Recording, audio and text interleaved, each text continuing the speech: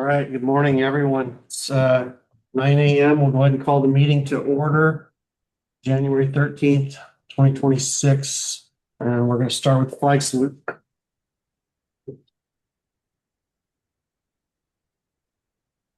Pledge allegiance to the flag of the United States of America and to the republic for which it stands, one nation, under God, indivisible, with liberty and justice for all.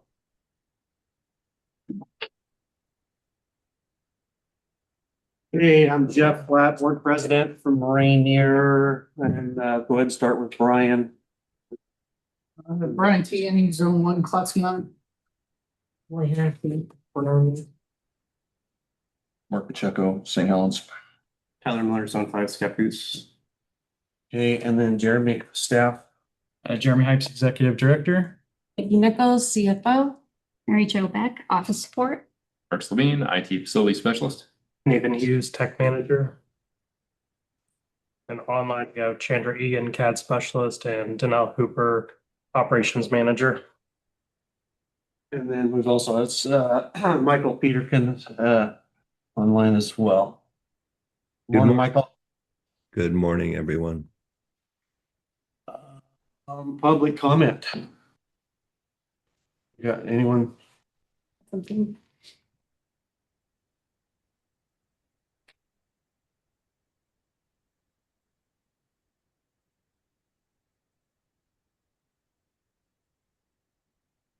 Good morning. My name is Sally Jones. I was the first executive director of this special district from 1990 to 2010.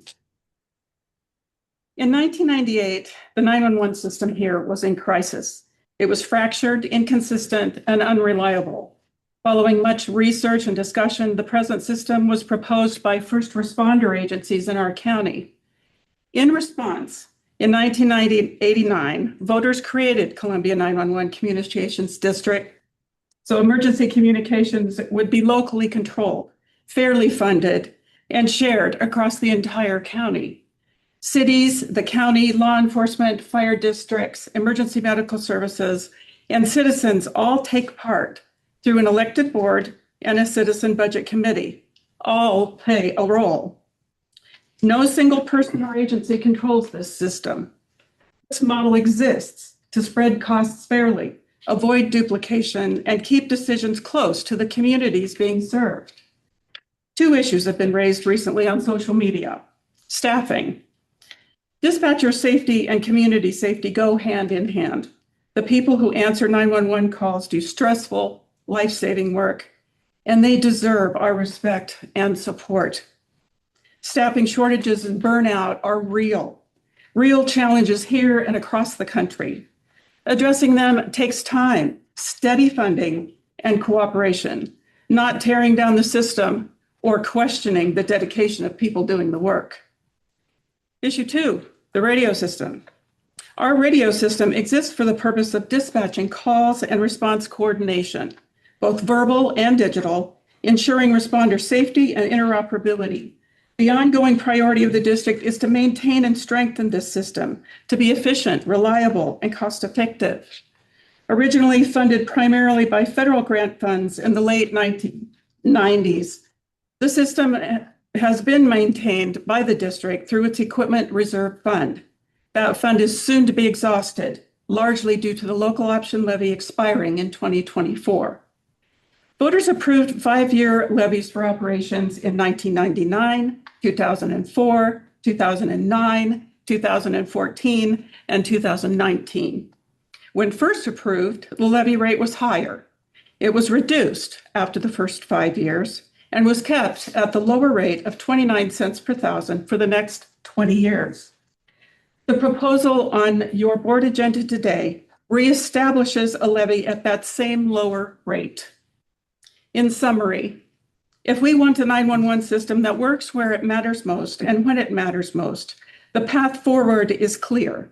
Work together, focus on solutions, support this special district, support this levy, and support the Friends of 911, the political action committee working to protect this essential service. Thank you for your time.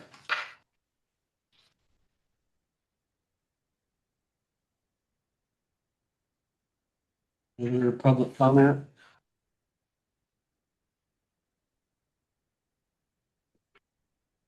Brady Preheim. I also wanted to start with resolution number 2601, the levy. There's already an anti-money, anti-sentiment, not just in our community, in all communities. So it will be difficult to get any levy passed to support money. It will be particularly difficult when you do not have support of everybody that's even on your board. So you need to work together to come with a levy that your entire board would support.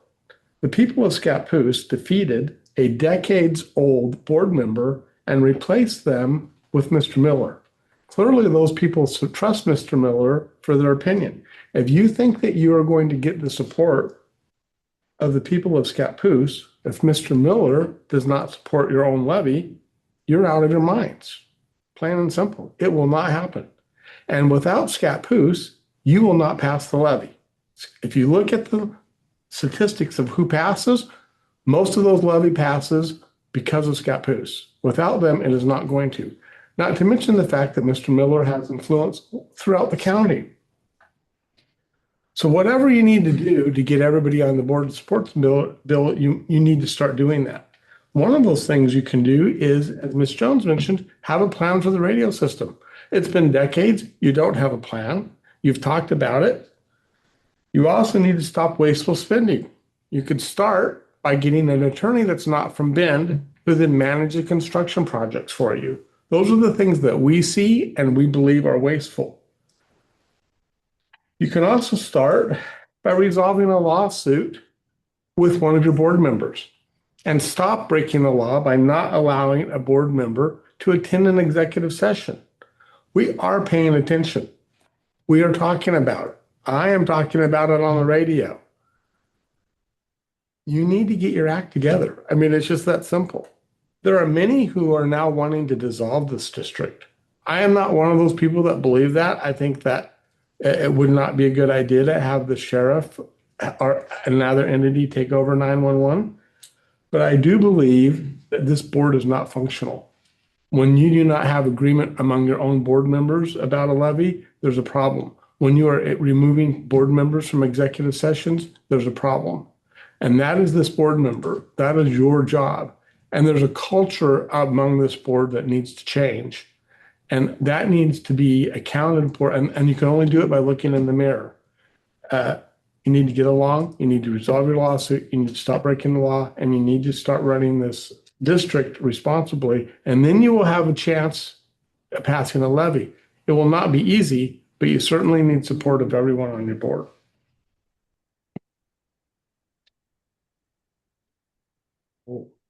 Any other public comment?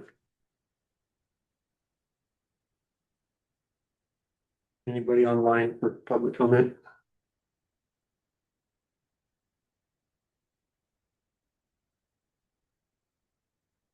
Nobody's coming unmuted or raising their hand.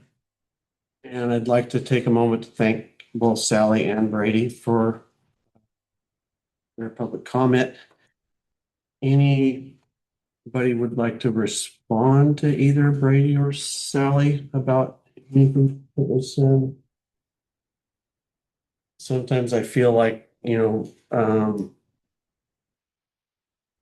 respond, so you're only getting one side of the story if we don't. So anyway, I want to start allowing board members to respond to anything or their as well. So, but I do appreciate the public comment. Okay, any additions to the agenda?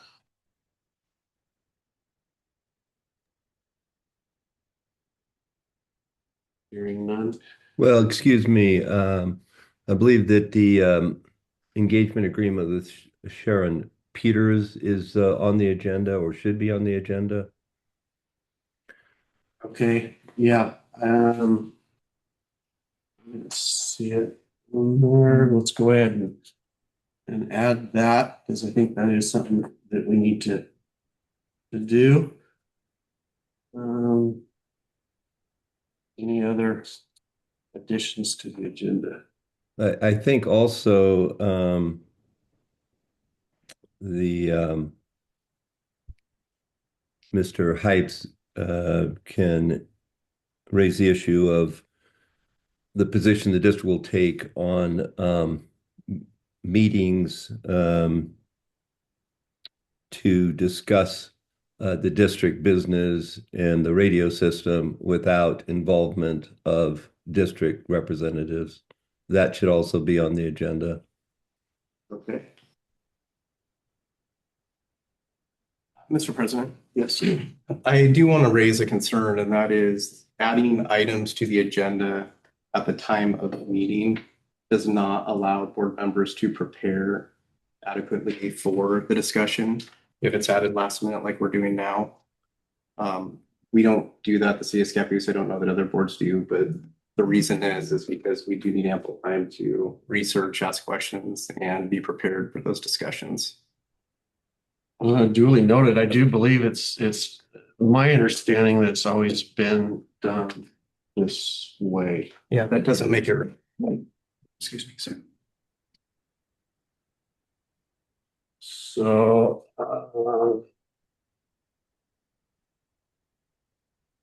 I'd like to go ahead and move on to approval of the minutes. Is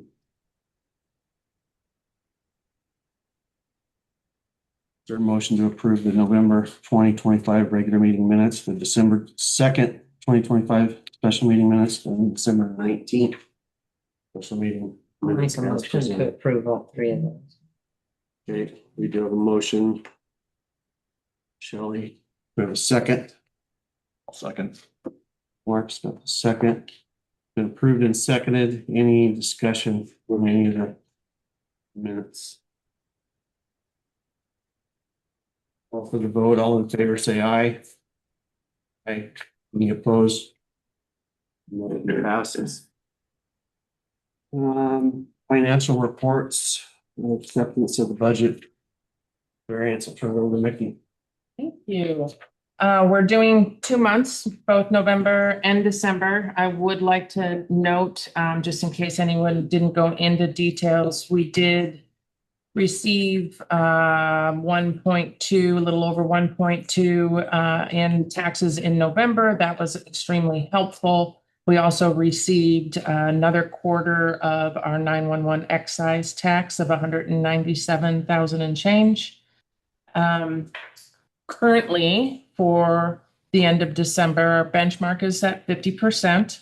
And our month-end variance for our general fund, we are currently at 60.1. So we're still looking to be in okay shape. Is there any questions that anyone has for me? Hearing none, we'll accept a motion for the budget, approve the budget variance for November and December as presented. I'll make the motion to approve those. Shelley's got the motion. Is there a second? I'll second. Okay, Mark's got the second. Been approved and seconded. Any discussion? Any questions for Mickey? All for the vote. All in favor, say aye. Aye. Opposed? Motion passes. Approval of expenditures. Anybody have any questions for Mickey on expenditures? I have a couple questions, Mr. President. Yes.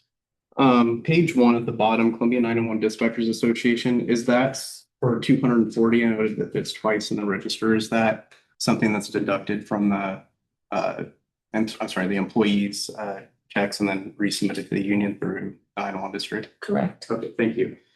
And on page 2, line item number 483 on the left-hand column, Metro overhead door. I've noted, and maybe it's not the same gate, but over the last few years, it seems like there's a lot of maintenance that goes into that gate. Is that correct? I think it's been drastically less. Okay. So when I started, we were having Metro come out every time. Now a lot of the times Merck's where I can go out there and quickly fix the issue. Okay, thank you. Where I was going with that basically was, is there a better solution? Because it seems like there's line items with the gate quite frequently.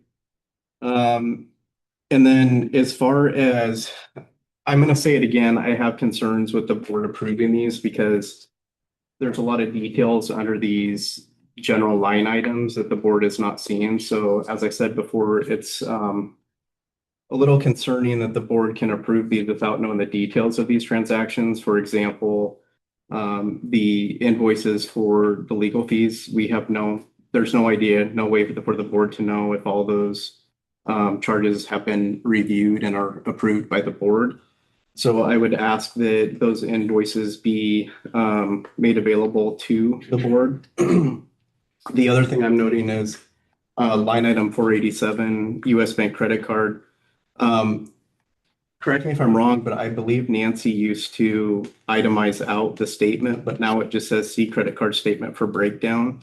So all we're seeing is US Bank credit card 3,000, in this case, for this specific check register, $3,790.44, but there's no details of what's actually been charged to that card. So again, we have no transparency, no insight into what those charges were that make up that $3,790.44. Chaston investigations. I know the district has used them for quite some time for pre-employment background investigations, but being in the industry, I will tell you that for 2 backgrounds, that is very much so on the higher side. 546, Jeremy Heights, 43540, 2025 quarterly ABCO JH. Just looking for clarification about what that is. That was for the quarterly business meeting for APCO that was held in Newport. So that's your travel reimbursement? Yes, that is travel reimbursement. Thank you. Sierra Springs, is that water or who? That is the water the water for dispatch. Okay. And Wex Bank Chevron, it says fuel for SUV. So is that a card that stays inside the district-owned vehicle that's used for district business? Correct. Okay. One thing that I noticed when I reviewed the check registers in more detail recently is that there's both charges on that card and charges on the credit card.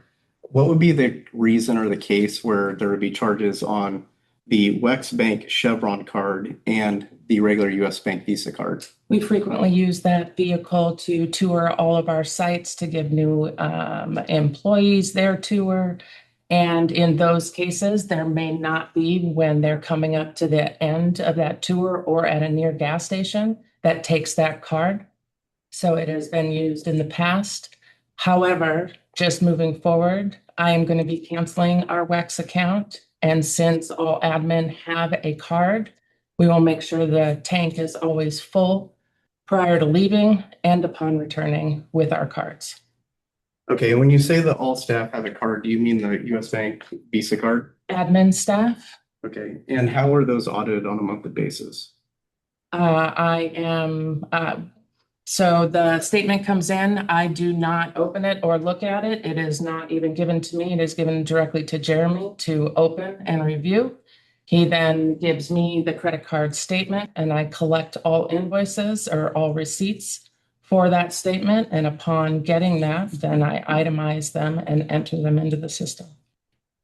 Thank you. Line item 590, Pacific Source Administrators, looks like it's a payroll related thing, $1,320. What is that? Our Pacific Source is our FSA. Thank you. And it won't be called Pacific Source anymore. It's changed over to PNC as of the 1st of January. They're the new administrator. PNC. Thank you.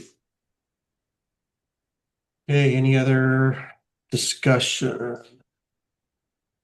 I know personally myself, when I looked at all of that, and then, I appreciate what Tyler's saying, but then I personally, if I have any questions on anything, then I get hold of Nikki and get an answer. So that's. Can I comment on that too? Yeah. So we're regulated by our auditors in the state of our checks and balance system. And we passed our audits up to the last one that we submitted for those checks and balances. They established those. We have those in place. So everything is looked at internally, and I believe it's more of a formality for you to approve them, especially because you're approving them after the fact and not prior. But because of those checks and balances, we stay, lost for the word, in compliance with our state and our auditors in performing all those tasks appropriately. Let's unpack that a little bit. So the auditors, what exactly are they looking at? They're not actually looking at the individual charge and saying, yes, that was authorized. They're not comparing the bylaws and the policies of the 901 district to the charges to make sure that those charges are actually allowed under the 901 district policy, are they? They are regulating how we do our business. Like, for instance, I just mentioned the US Bank credit card. When that comes in, I can't look at it.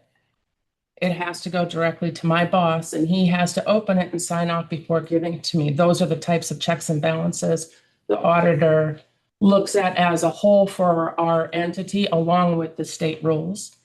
However, I'm not sure. Their audit changes and they do it their own way. They do ask for specific things throughout that, so they can check things. It just depends what sections they're auditing and what they're looking at. So I can't answer what they do.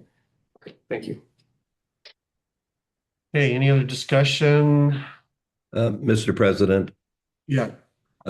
with respect to Mr. Miller's request to look at attorney fee statements, when Mr. Miller here, as an adverse party in multiple litigation cases, seeks copies of the fee statements from the attorneys like Karen O'Casey and Matt Comlison, myself, and any other attorney that works for the district, those are attorney-client privileged documents. And so they cannot be shared with an adverse party. Those are almost never shared with, except by order of the court. And so the attorney fee statements have to remain confidential as to an adverse party. And since any of those fee statements that deal with the Tyler Miller cases must remain confidential as to Mr. Miller. If the other board members want to look at them, we'll need to address that separately. That's how it works. Yeah, we disagree with that because my position on the board changes that dynamic. And yesterday, Jill Gibson, one of my attorneys, sent you, Mr. Peterkin, a letter on a related topic too, and we will be following up with you and the district on that matter, especially related to the executive sessions that I have been excluded from. There is no authority for that to be occurring, which we will address later. Mr. Miller, I cannot address that with you because you're a represented party. We entirely disagree with you and Gibson's position, but this is not the time, and you have a conflict. Okay, so going back to the approval of expenditures, any other discussion? Hearing none. Any other discussion? Okay, call for the vote. All in favor, say aye. Aye. Opposed? Abstain again. Okay, motion passes. Turn it over to Jeremy with the appointment of budget officer. Actually, we have the other, the mileage rate change. Mickey, did you include that? Did you want to speak on it, or is it just for? Well, I can speak on it. I saw it in here, but I wasn't the one that provided Okay. it. Mary Jo did that. All right. Well, I think it was just to make note to the board that it's 72.5 cents per mile driven for business use, up to 2.5 cents from 2025, just for future reference for business expenses. Okay, that's quite the jump. Yeah. Point of order. The board normally takes action on that to accept the change in mileage. It's just, Okay. So I will accept a motion to accept the new IRS rate for mileage. Make a motion to accept the new IRS rate of 72.5 cents per mile. Okay, Brian's motion, Second. Tyler's second, all in favor. Any discussion on that? Just a comment, okay, all in favor, say aye. Aye, opposed. Okay, motion carries. And now we'll do budget officer. No, we're up to operations. Oh, I'm sorry. Well, we didn't go through on the financial reports, there's the appointment of the budget officer. Sorry, that's, yeah. So we'll go ahead and do appointment of the budget officer. Is that right here? So we need to do the budget officer appointment for the 26-27 fiscal year. Last year, Mickey Nichols was the budget officer. We don't have anybody else that I would recommend. She has done it prior and she has experience, and would be the person if the board would that I'd recommend for the position. Okay, I'll accept a motion to appoint Mickey Nichols as a 26-27 budget officer. I'll second for the purpose of discussion. We have a motion. I'll make the motion. Oh, sorry. Okay, and then Tyler wants to second. Sorry about that. A lot over. Just confirming the past practice has been that the CFO is the budget officer. Is that? That is correct. I was not the first year because I was new and Michael Fletcher stepped in, but I've been ever since then. Okay, thank you. Okay, any other discussion on that? Hearing none, call for the vote. All in favor, say aye. Aye, opposed. Okay, motion passes. We did the mileage rate already. Operations report, Danelle. Hello, everyone. I do apologize. I was out a few days last week. My grandson was born and I was a little bit out of town. So I'm going to give a few updates verbally. And if you guys have any questions, just let me know. Since we last met, we did start 2 new communication specialist trainees, Hadley and Barlow. And they're very enthusiastic and participating in training. They're doing excellent. They're going to be going to the academy later this month. So for our staffing numbers, we're still budgeted at 17. With those 2 additions, while they're still in training, that puts us at 13.5 since we have 1 half-time employee, leaving 3.5 vacancies. So since we started our rolling recruitment in July, we're nearing, we've come to the 6-month mark to do kind of a check-in and how it's going. We still have some December applicants that are in the testing phase. So I don't have final numbers on this 6-month, but over the 6-month, we had 2 start and we currently have 3 additional job offers out. If all 3 of those that are in these final stages make it through, then that would put us at a 0.5 vacancy and very near fully staffing. While they would still be in training and not fully certified in their positions, that is very optimistic for how this new rolling recruitment is going.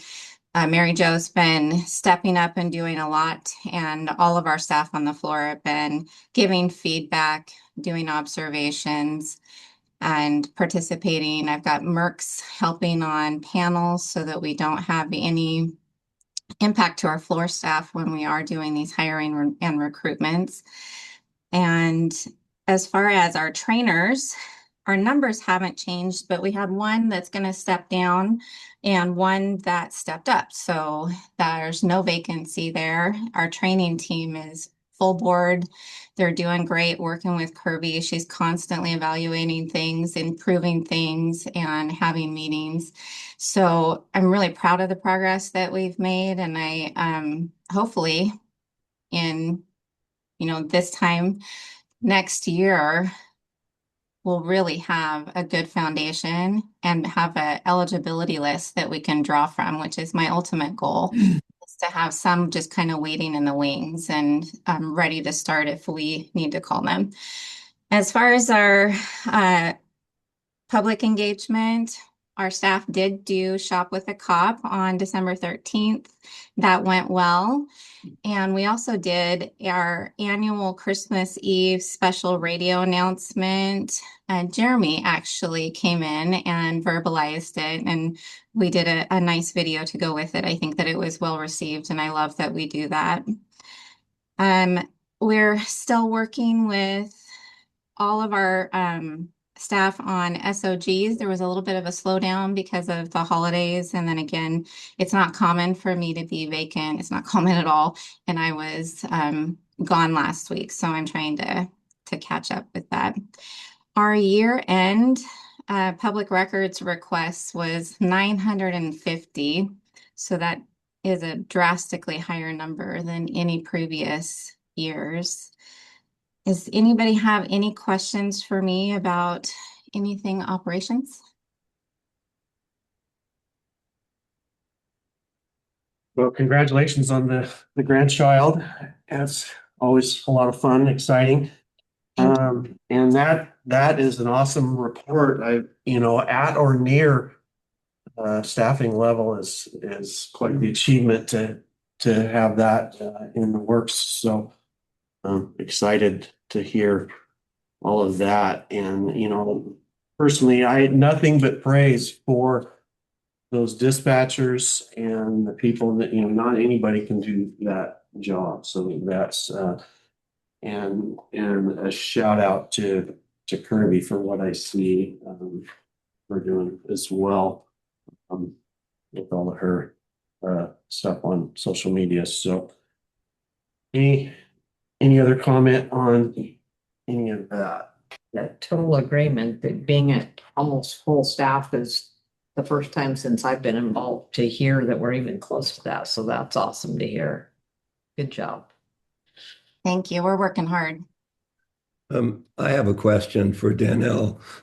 Did Kirby receive an award lately? She did at the she got Trainer of the Year for the state of Oregon back in, Jeremy helped me out, was at the end of September, early October, at the APCO state conference.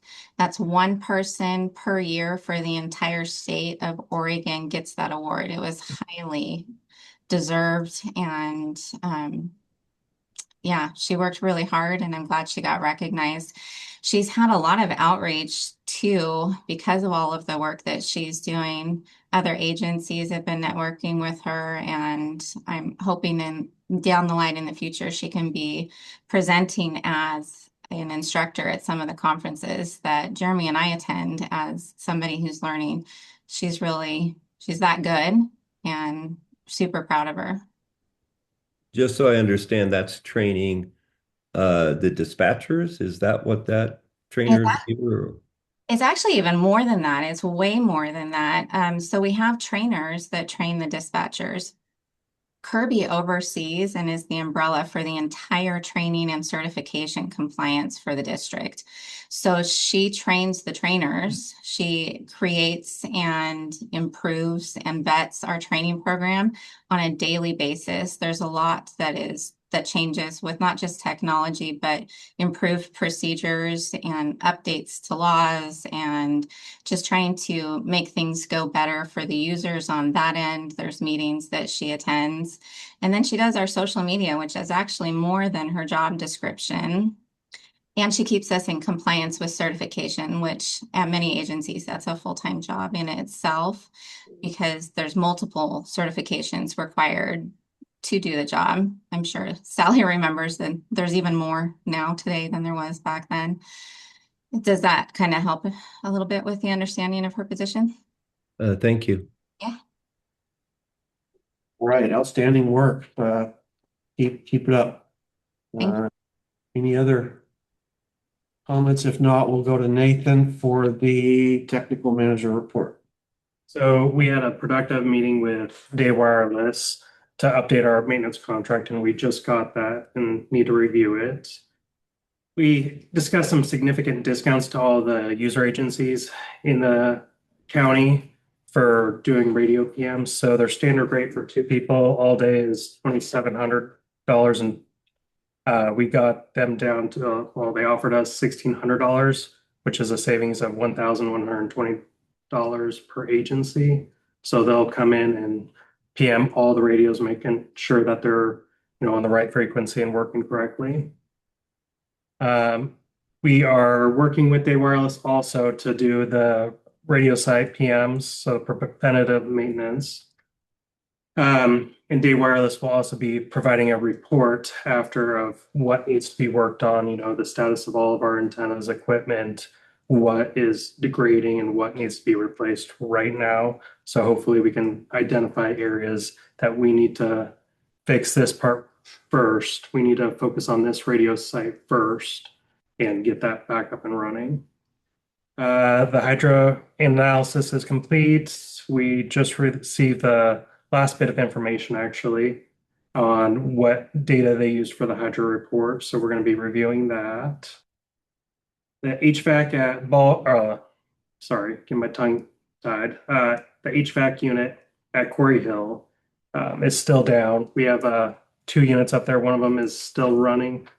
We were looking at some grant funds.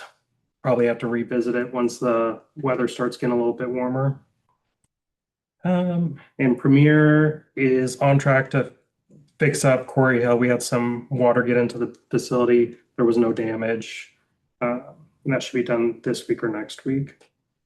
Magix, not a whole lot of movement. We're still waiting to get a newer version of CAD installed into our testing system. Still looking at fall of 2026 to do a major upgrade. The roof is all done, gutters, everything. The architect came out and said everything looks great. We had that big storm the other week, held up fine, no water coming in. Cobalt painting has finished the majority of work. There's a couple little tiny touch-ups, but for the most part, they're done. And then we finished replacing the shelves in one of the offices that had significant water damage. All of her shelves had swollen up. So that's all I have on my report. And then I can move on to the firewall, unless you have any questions. Anybody got any questions, Tyler? I have a couple questions. What did our total end up being for the roof repair? I would have to go back and look at that. I don't have that number sitting right. Do you know if it was significantly lower than what we had approved or off the top of your head? It was significantly lower than what you approved. So we approved quite a bit over what they quoted us. So I think it came in right about what they quoted us. There was tiny little change orders for, some wood. They cut off some rotting wood around the perimeter, but a lot of it they saved. So there was really no increase. You know off the top of your head? It was only a couple $1,000s over the original quote. Yes, yeah. So we had a lot of contingency that we didn't have to use. Great, thank you. Any other questions on the technical report? Out of curiosity, I have one. Do we have a schedule for when the PM is going to be completed at the sites? So I can actually, I'll speak to it if you're okay with it. Maybe for a second, I'll speak to it a little more when it gets to mine. That Mark reminded me of another question that I had here. So in regards to the discount or the PM rates that y'all included in the contract that you just renegotiated with Day Wireless, you said that it was usually $2,700 per day, $1,600 is what the reduced rate. So is that as a full day considered 8 hours? Look behind him and he's shaking his head. Yes. Spencer, yes. 8 hours, 2 people, so 16 hours of labor. Okay, did that break down to an hourly rate though, in case an agency doesn't need a full day of? We are still negotiating that because we understand that, St. Helens and Scappoose is a lot different than Clatskanie and Vernonia. So we've also talked to them about scheduling multiple agencies for the same day to split out that cost if at all possible. As well as I've already reached out to Corey at Emergency Management, and he does have some money that he potentially could assist with an agency as well if they needed it, that he's got that he could put forth towards helping cover if an agency is struggling to make that dollar amount. Day Wireless has really put out there that they'll do whatever they can to try to help make that happen. So we do have some conversations still to have with them to finalize that before we schedule the dates for it. Okay, thank you. Okay, Mickey. I just wanted to comment on his question of what was the cost for Washington Roofing Company. It's in your check register on page 3 for December. Washington Roofing Company, $150,729. Is that the total amount That was the total amount that we paid them, yes. Okay, thank you. For some reason, I was thinking that I saw it spread different. After the down payment, there was a down payment made in the beginning. So that was the total final bill, Oh, got it. Thank you. not including the down. Okay, we'll, we're back over to Nathan. So we're revisiting the firewall. At the last meeting that we discussed it was brought up to get additional quotes on what this equipment would cost from different vendors. So in that time, the original CDWG quote expired. Since then, getting it requoted from them, it's increased $1,000.58. Comparison, NASPO price, $32,131.76. SHI Omnia, $28,070.16. There is a note there that one of the items wasn't able to be quoted properly, but even then, it would bring it above the CDW quote, anything it costs. So we are still lower with CDWG, but there has been an increase since the original quote. So the ask has gone up. Any questions on that? Did all of these providers provide written quotes or some of these verbal? Some of these were verbal. We worked with the vendors as quickly as we could. Some of the vendors, I mean, SHI, it took quite a while to actually get in touch with anybody. So we were trying to get these quotes as quickly as we could. And all of them are reaching out to the same person over at Fortinet. So our rep, Dan, he's calling us saying, hey, SHI is reaching out to us wanting a quote. I know we just quoted you through CDW. You know, Fortinet's thing is they have a relationship with CDW, and so they're trying to protect their relationship with CDW, so they're offering them a better deal.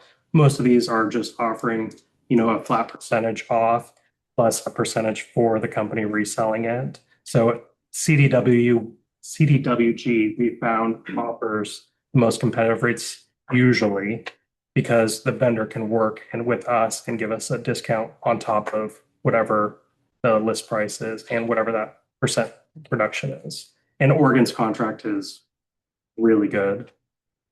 Yeah, it's very interesting working with these resellers sometimes. Sometimes there'll be resellers in between the resellers that mark it up, and it's, yeah, Jeremy shaking his head, but the things that I've learned over the last 10 years with resellers is quite interesting. So basically, we got the same quote from Dan 3 times at 3 different prices. Thank you. Was this something we need to take action on, or what's the time frame on this, Nathan? So we extended extended the service on our current firewall till I think June, just to give us time if this didn't pass. If we needed extra time, if there was issues migrating, there is a change in our current setup. So we're going from 1 firewall to 2 firewalls for high availability. So when we do outages, we can take down half the system and not really have an outage because we'll have 2 brains. And if there's ever any technical difficulties, the system will fail over automatically. And that's pretty standard in our industry, in any enterprise. And so I'd like to take action and ask the board for $28,244.48. I have one more clarifying question. So are these the licenses though they don't include the licenses for the end user agencies, correct? Or what all does this include? Is this only for on-prem here? This is on-prem here. When you say I think I'm confusing 2 different things. NetMotion? Yes. But they do relate, right? So no, so they're 2 different ecosystems. So NetMotion sits behind our firewall. Okay. NetMotion expires like April 4th. We've been saying the end of March. You guys are all set to go. You guys have actually been on top of everything. Steppers, yeah. Yes. So the net motion licenses that are needed for the end user terminals, which is the computers in the cars, the individual agencies are responsible for purchasing, correct? In the past, we've pushed that on to the agencies as their infrastructure has grown. Most agencies have a firewall that can handle those connections. And for the most part, all but like one or two agencies has an IPsec tunnel to us, which allows, that's like a tunnel through the internet that gives them access to our network that's encrypted. So they can break that out to their MDCs to connect back into us for CAD. I guess an easy way to explain this is, can you explain exactly what we're approving does for C911? So this is a very perimeter of our network. This is where traffic comes in and out of the building, basically. It's where Comcast plugs in and we get out to the internet. Everything is controlled through there. So all the rules, all the security, all the infrastructure flows through there. So it protects us from DDoS attacks. It protects us from intrusions. It restricts, local network access. So when I'm on the Wi-Fi, I can't get to CAD, I can't get to the security system, and they're all in their own VLANs. So basically their own little buckets that can't talk to each other. And this coordinates all of that. And it also allows us access remotely into the system with those FORTA tokens. Those are the physical tokens that generate, 6 digits. So you can log into our VPN and get access to the internal servers here. So if you need to pull audio, you can remote in, listen to the equator and hear the audio. And then there's also the FORTA analyzer that plugs into the FortiGate and the rest of the network. And that just ingests everything that's coming through the network. So if we ever have an issue or if there's ever any kind of, well, what happened that day, we can go back and replay the traffic and view it and say, well, this happened here, this happened here, this happened here, or if we're seeing some kind of network slowdown, we can see, well, there's a bunch of requests coming in from this address in Russia. We block Russia. We block most countries actually with our firewall, but we can see that attack hitting us in there and log it. Okay, any other questions for Nathan? I have one. Just out of curiosity, I see that we're talking about the current system nearing end of support. Do we have a timeline on that so we can understand the sense of urgency? June. And once we buy this, part of that ZTNA license, or actually part of the license with the FortiGate, is there's a conversion tool. So we'll take a backup of our current FortiGate, upload it to their cloud. It converts it into the new format for the new firewalls. We download it there and it should be about 90% there. And then we have to go through manually and just make sure everything lines up, and then we can plug the new system in. It might be in here, Nathan, but I missed it. Is this the cost per year? What's the licensing? The licensing is inside that 13,000, and I should have put 2x there because there's 2 of them. Or the 9,500 because there's 2 of them. And so that's for 1 year. It's a couple $1,000s. So what is our recurring cost? Theoretically. Theoretically, it's going to be a couple thousand every year with a big reduction if we do 3 or 5 years. So depending on the levy in May, going further. My year's not going to be 20, that's where CWG goes, sorry. 28,244. Thank you.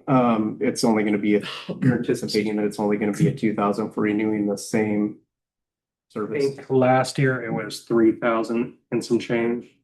So 3,000, 4,000, 5,000 in that area per year. Thank you. Okay, any other questions? Nathan, if not, I'll accept a motion for the firewall upgrade proposal for $28,244.48.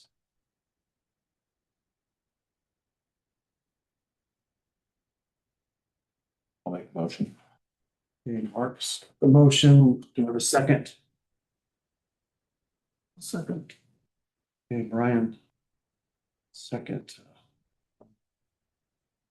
All in favor, hearing it, I think we've already discussed it, so here, go ahead and call for the vote. All in favor, say aye. Aye. Aye, opposed. Motion carries.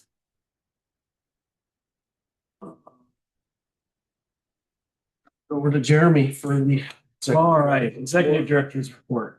So as far as the radio project, I just want to speak to this. So Day Wireless, after our last meeting, we had a conversation about our relationship with Day Wireless and our contract. And Tyler and I and some others had a pretty extensive conversation about what that relationship looked like going forth.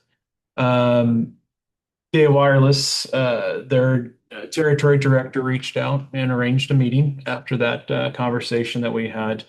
We sat down and discussed deliverables, some of the issues we'd had going back and forth, and what that relationship looked like going forward. As you can see, today we have 2 reps from Day Wireless in here, and the territory director himself is now overseeing our account, and is looped in on all the emails between us and Day Wireless and Day back and forth as their conversations.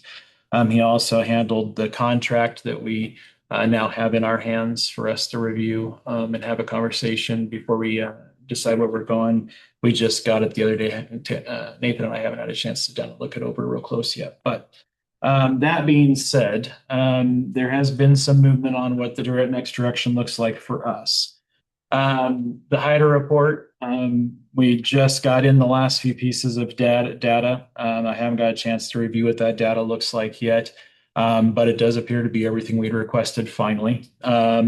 We also talked about the radio PMs for all the user agencies as kind of an oak leaf from them to our users, a way of getting all their radios done, their preventive maintenance done on all their radios, which will provide them a document of what needs to be replaced, antennas, what was out of frequency and set back into place, what was looking good, any recommendations for any of that radio work that needs to be done. So the agencies have a document to work off of to what their end user radios are looking like. They'll also provide us, they're going to do our annual PMs. The hopefulness of that is that Danelle's working on an ops plan right now with backups and communication pathways, because as they do these PMs, they're going to have to take individual towers down for a period of time so they can run the tests. They're going to be testing the wiring, the antennas, everything at the sites, give us a full report saying, this is what we found. This is the stuff that's bad. This is the stuff that's maybe going bad. And this is the stuff that looks good. To give us, a document that we can start working on to put down what we're going to spend and what we're going to spend it on and how we can move forward. The hope is within 3 weeks period of time, they're going to come out and do Tuesdays, Wednesday, and Thursday. Each side a day is the plan at this point. And then we'll have, within 3 weeks, have some sort of a report that we can use to make those decisions going forward. This is part of that discussion of making sure we're adequately spending every penny we're going to spend into the system, that we're spending it on things that truly need to be fixed before we start making big purchases. This will hopefully get us in a much better pathway and a step forward to getting it done. I know this is stuff that, quite frankly, it should have been way more frequent than it has been done, but it needs to be done now and continue to go forth. So this is all stuff that was lined out. Once we have that report, I want to come back to you guys and give you some options of, if we're spending money, this is the recommendations of where we're going to spend this money. Downside of this is we are taking a full tower down for a day. And we're going to have a backup plan in place with all of our users to ensure that we have some plan in place. It's already been discussed of what happens if the worst case scenario happens. We have to have that site back up. How quickly can we have that site back up? We're reaching out. Danelle's working on reaching out to all of our user agencies to make sure that they have an idea what that plan looks like, have feedback from them on that plan before we start doing this process. So there is a lot of background and planning that's going to go into this. Fortunately, Danelle has done this before with an upgrade. So we have a binder that she's already prepared with the plan that worked before that we're going to adapt, so we're not recreating the wheel going forward. So there's going to be a lot of discussion, a lot of feedback from the users before we start this process to make sure their concerns are addressed, as well as any questions we have are addressed, because there is some potential concerns of what happens if the worst case scenario hits while we have a site down. So that being said, I'm hoping within the next few weeks to have something that we can bring back to all of you as board members and say, these are the recommendations of how we're going to spend this money, and get feedback from all of you. before we start spending pennies on this process. I think it is the first big step in actually making some concerted efforts in trying to bring this system back to where it deserves to be. And Day Wireless Territory Director and Day Wireless themselves have both have made, came and sat down with me and, for lack of a better term, kind of threw themselves on the sword and said, yes, we've made mistakes and we want to make this relationship better, and actually used the term that they've identified us as a key market in the region, because there are eyes on our system. There are eyes on this, our district, as far as our radio is concerned. So that's where we're at with the Day Wireless project right now. Hopefully we'll have some good documentation that we can have a conversation about. I have a couple of questions. Yes. Is it Jeff? Is it okay? So we were paying quarterly what was described on the check registers as preventative maintenance. What exactly were we paying for? A lot of that preventative maintenance was them actually coming in and doing the handhelds and the basic radio equipment here. We weren't doing the big site PMs as we should have been doing all along. I don't even know when the last full site PM these towers have been done.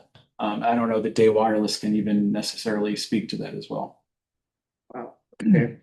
And that was because of the concern of taking down a site, what that looked like and but that's something that we're definitely going to be doing going forward once we get it started. So one thing that I think needs to be thoroughly analyzed before you go take a site down is a summary from Day Wireless about the impact that that's going to have, because with our system being a simulcast system at 160 watt ERP from a hilltop, that can impact not only the surrounding area that tower generally serves, but far reaching.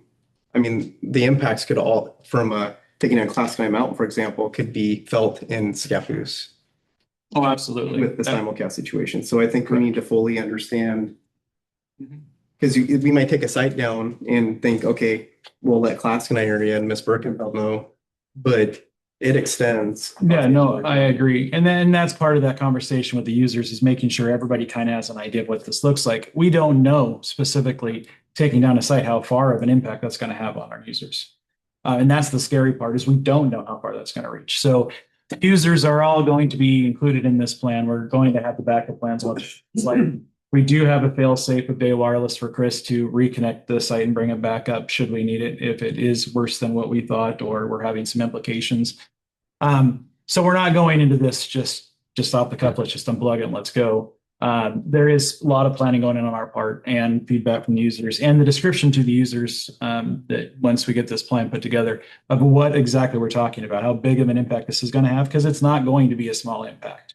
And I think we all know that, and that's part of the reason I can't really speak to prior directors or how it was handled before, but to be honest with you, I have a feeling that's probably one of the reasons why they weren't doing them.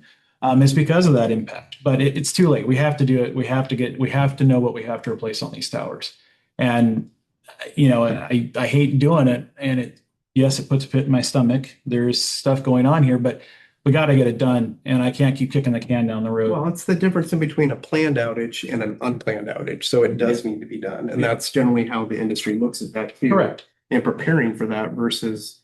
And we're trying to make sure the way when we put together this plan today, it is a plan that after the fact, we can do get feedback from the users, do an after action report, update that plan for the next time we do one of these. If we have a consecutive plan that's created and we can use it year after year after year and improve on it, it's just those first couple where we don't know exactly what we're running into. We're going to have to try to make sure that we're ready to go.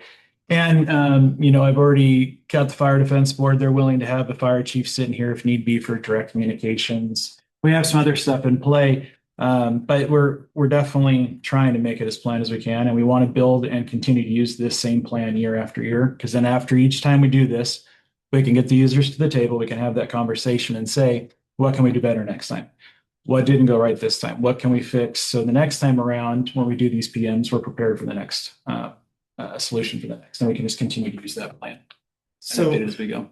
Thank you for that. So is part of this also identifying an inventory in every little piece that we have these towers, and make, model, when it was installed, serial number, and last PM? There is. So he's going to label all the equipment as he goes. So we've asked him to do the labeling while he's there, because a lot of the equipment hasn't been labeled. So he's going to work on that. we'll have a list of all the equipment on the sites. Spencer, I don't know if you can speak to serial numbers and stuff like that as far as the plan goes, but Yeah, I think that's gonna be part of, the whole labeling is gathering serial numbers for all the equipment in the site. so this will also help us with an inventory so we can start that inventory process. So you and I have both talked about several times about how important it would be to have an inventory going forward also. So. Well, and the importance of that too is the firmware versions, the hardware, all of that is critically important because if we want to apply for a grant, we have to be able to know exactly what we have up there because those are sometimes details that have to be included in that. So we're definitely, up the creek without a paddle, so to speak, until we have all this information to even be able to apply for grants. It's really put us in a terrible spot. I don't disagree with you. Unfortunately, it's at a spot now where we have to move forward, take action, and we have to get this plan in our hands so we can start doing something because we have been kicking the can down the road for a long time, and we need to stop that and actually start doing something with the system. So what is the process for you or whoever approving what the specific information is that we want consistently for each site and on what intervals? We had the conversation as part of the maintenance plan of what this looks like going forward. We can certainly put in the maintenance contract whatever we want as far as details. It's a contract, so it'll be negotiated with them. But my understanding from the meeting I just had with them is I think they are very amicable to help us in whatever we need. It's just a matter of what those details are and how long it's going to take us to get it, and how long it's going to prolong this work at these sites. But I do think that, if we can get the equipment, the labeling, the serial numbers, firmware and hardware certainly would be nice to have as well. Because it's going to be, you're right, it's going to be needed for going forth for grants. So, well, for all the stations too, it should be recorded with the printouts from the service monitor on how all of those things for every single one of those stations at every single site.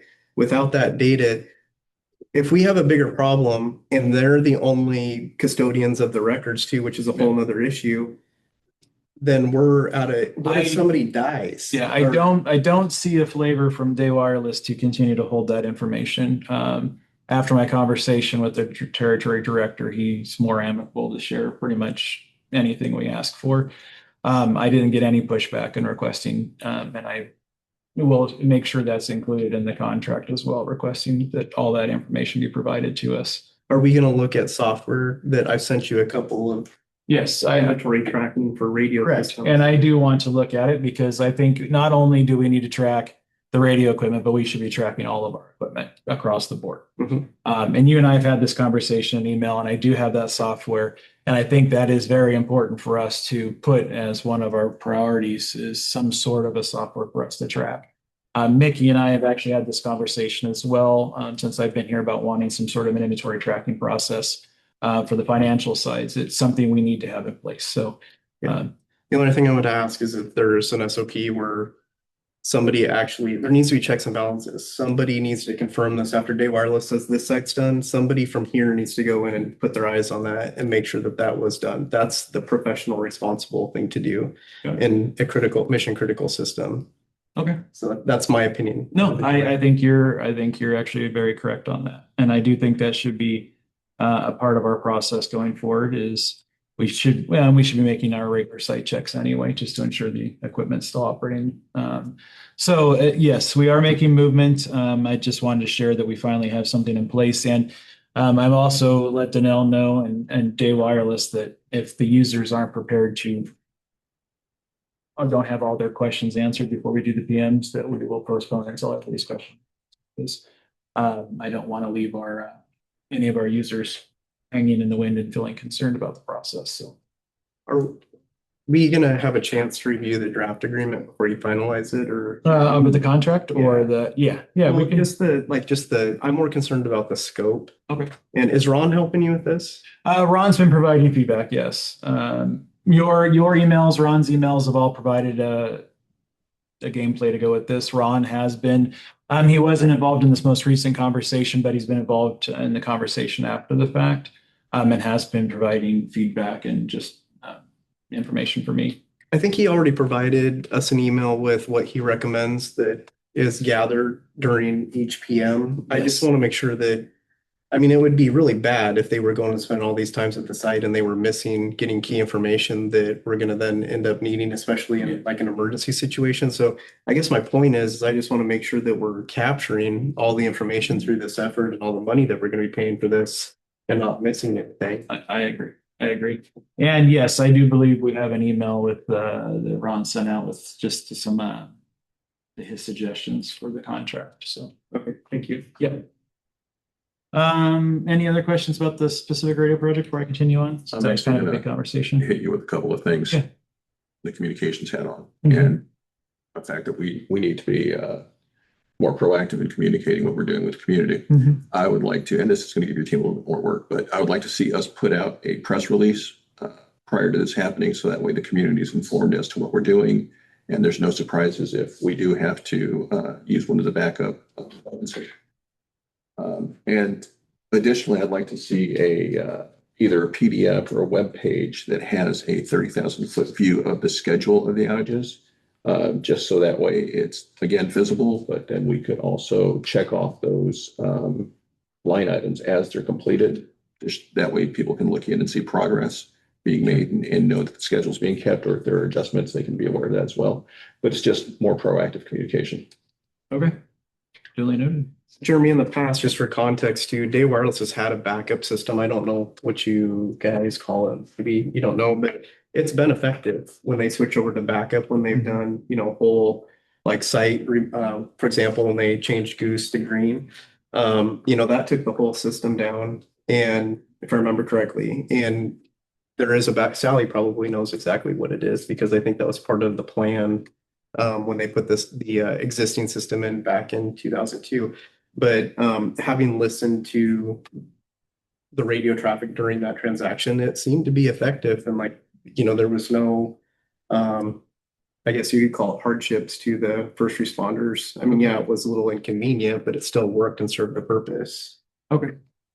I'll see if I can figure out what that was and have a conversation with Spencer. And It has something to, if I remember correctly, it had something to do with Clatsop County system and some sort of. well, we have a backup radio system that we have here just in case we do have something fail. The concern about it was that by taking down the backups operate off those same antennas. So that would still leave us with a site outage if it's unplugged. So, but I will double check to make sure we have that conversation for you. Okay, sounds good. Thank you. Okay.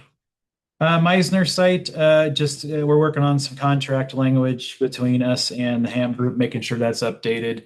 And I'm still working forward on that. All right. So any other questions about the radio system? Just comment, and not really a question, but it's nice to see that progress is that we're headed in the right direction. So appreciate Day Wireless stepping up, and appreciate all the work that everyone's doing to make that happen. All right.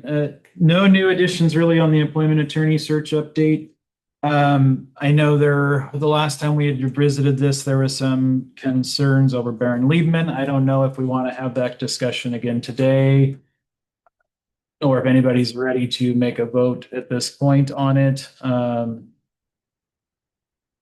This has been on the agenda now 3 or 4 months, so I think decision needs to be made. Okay. Yeah, I think if anybody has any questions, right? We have kind of beat this thing to death over the last several months. I think there was clarification that was requested from Miller Nash about how they're going to use associates, because it wasn't, if I remember correctly, it wasn't real clear. And then what the associates who would be providing the work were, because Baron Liebman's proposal had included, it was more extensive with the resumes and whatnot of the associates too. So if I remember correctly, that was clarified and updated. All right. And that may have been my error. Do we, I can reach out and ask for more clarification on how the associates are used. And I apologize, that probably did slip through on my side. We have one, I mean, she did list both the partners, but the same rate, the rate is still the same. It's not an associate, so. I can ask and then guarantee we make an approval on it next time. We can go forth with what we have now. I guess, Mr. President, it's kind of up to you and the board to decide to. Yeah, I would like to move on it if everybody's comfortable with it, or does anybody, what's the rest of the board want to do? We want to table this one more month, or do we want to act on it?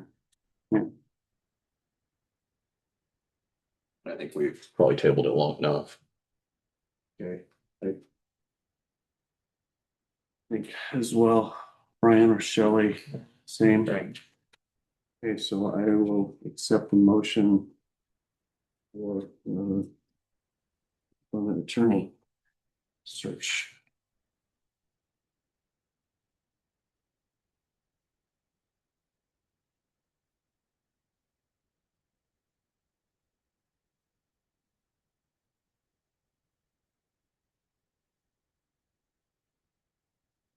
I would motion to accept the proposal provided by Brent Liebman. Okay, got a motion. Do we have a second? I'm gonna declare a potential conflict of interest on this. Because Baron Lehman does or has provided just employment agreement services for my company, but I don't. Law firms build what they call a wall in between their different associates, and I have no reason to believe that they would do anything unprofessional or unethical or anything like that. I don't have any concern. And we don't use them for litigation or anything. We purely use them for drafting our employment agreements, and that's it. And so I don't see there being any issue. And I think that Baron Liebman's probably a great resource to this district. So I would even move my services away from them if the majority of the board would rather have that happen. I don't have any problem with that. I mean, we use them maybe once a year for a single employment agreement, so it's not a big deal to me.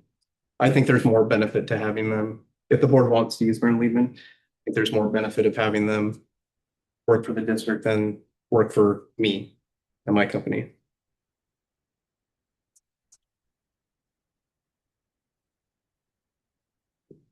Okay, we've got a motion. There's a conflict with Mr. Tyler, and we have a second.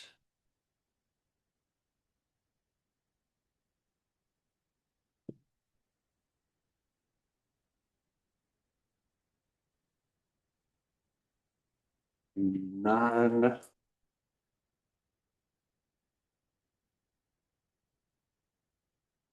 Motion dies. Do we have a motion from Miller Nash? Motion that we stay with Miller Nash. Okay, do we have a second from Miller Nash?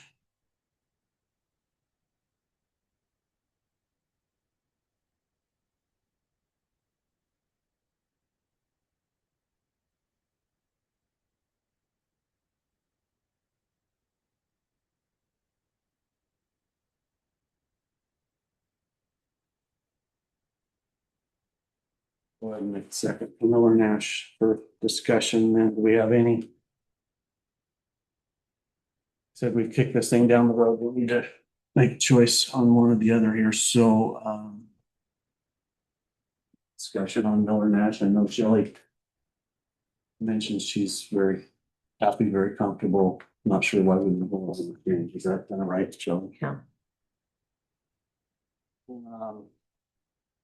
Okay, motion on the second. Any other discussion on any of that? Okay. Go ahead and call for the vote. All in favor for Miller Nash, say aye. Aye. Aye. Opposed? I'll abstain. Okay, so.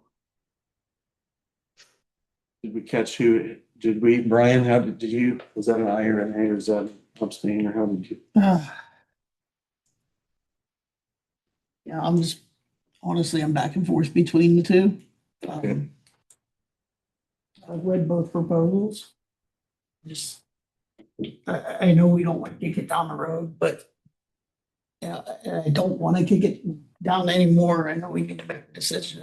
I personally at an impasse, so. Both are presented well. I mean, we have the relationship with Miller Nash, but and I agree with Tyler too, and his side of, Bayer Lehman and the pricing, so. May I offer just a little bit of Yeah. conversation here? So I don't, putting aside the specific law firms, so let's say there was 2 A and B law firms or even 3. I do this often too, and it's sort of, I've seen the benefits of doing it. Sometimes it's good to bring in new legal counsel because we get fresh eyes on things. So there is that benefit. It's not just because we've done something, a specific way for the last year or 2 years, whatever. It doesn't, there's several ways of doing that, I guess I would say. One of my concerns is that Miller Nash is already up to speed on stuff we have going on, and then, any potential savings with Baron Lehman would be kind of chewed up in the process of getting them up to speed. Was kind of my thought. But it sounds like we need some more homework here, so I guess we'll turn it back over to. What about was Gable, Gottwalds, or some of those other firms that provide services to public entities, were they? It was the government, local government, I reached out to, and they were not able to take us on at this time. There was one other, can't remember if it was the Gables. Oh, the one that was recommended by Look. Yes. I can't remember. I didn't want to, can't remember the name of that attorney, but they were also, they were unable this time to take us on. I could certainly reach out. It was Gable Gottwalds. I don't know that we ever got a response from them last time. Yeah, I don't know. And I don't know if they do employment law either. All right. Well, I will add them on there. I'll also reach out about the associate costs from Miller Nash. Okay, well, we'll add this to the agenda for next month. Hopefully we can act on it. Mr. President, I Yes. have a suggestion on this search. I think it's important when you check the credentials and the background of the firms to see if they have experience with C911 districts and or this kind of district, because there's a huge learning curve. And so when law firms have no experience in what you guys do, also, I think you have to weigh, truly, as you mentioned, the cost of relearning what's going on and the processes here. That's not a hard and fast rule, but it's something that the directors should weigh. And so when you go out and you want to cast the net farther to get maybe more firms, then just like we do when we contract with like this roofing, Washington Roofing, they were very skilled at what we needed and they did a great job. With attorneys working in employment and working with the labor side of it, as well as everything that you guys need from what Miller Nash or another firm can supply, well, you need to think about what you're getting, because it will be advantageous to the district, and the learning curve is serious in this district. Okay. And yeah, and you know, public records and all the rest. So, yeah. Mr. President, in context of what Mr. Peterkin just said, I mean, local government law group who serves dozens of special districts, and Barry Elsner Hammond, who serves, all they do is cities, counties, and special districts. I know that Jeremy, what you said, local government law group said that they didn't have the capacity. It's been, what, 3 or 4 months now? I can reach back. Can out we again. maybe, because that's what they do, is only government entity law. So taking what was just said. Yeah. Might be. I think it was Wolf that I spoke with. I will reach back out to him and see if there's any change on there. And on that note, I think that you want the subspecialty of employment law and labor law, not general, for what Miller Nash is doing, and not just general government law. That has to be a subspecialty. That's my recommendation. Okay, hopefully we can get some more information and add that to the agenda for next month. Executive director evaluation. There is a couple of samples in the board packet of assessment tools and evaluations. I reached out to see Tillamook. Tillamook they don't have an official form. Generally, it's their board president that sits down and discusses the evaluation directly with the director, which she says is just kind of the way they've always done it, quote unquote. I reached out to Washington County. Their 911 director, his board was too large. He gets basically set up priorities, deliverables, and that's just how they basically do it in a executive session as a group. I reached out to Portland and they weren't willing to discuss how they do their evaluations. So there is, I tried to get feedback at Clackamas County. It changes with each one of their administrators. And as the director there had just passed, the interim wasn't sure exactly how that was handled. So now SDAO has a procedure policy form that there's a policy. I didn't find an actual evaluation form provided. No, they have it. It's a resource page that you go to, you dig around in it. I can specifically reach out for more.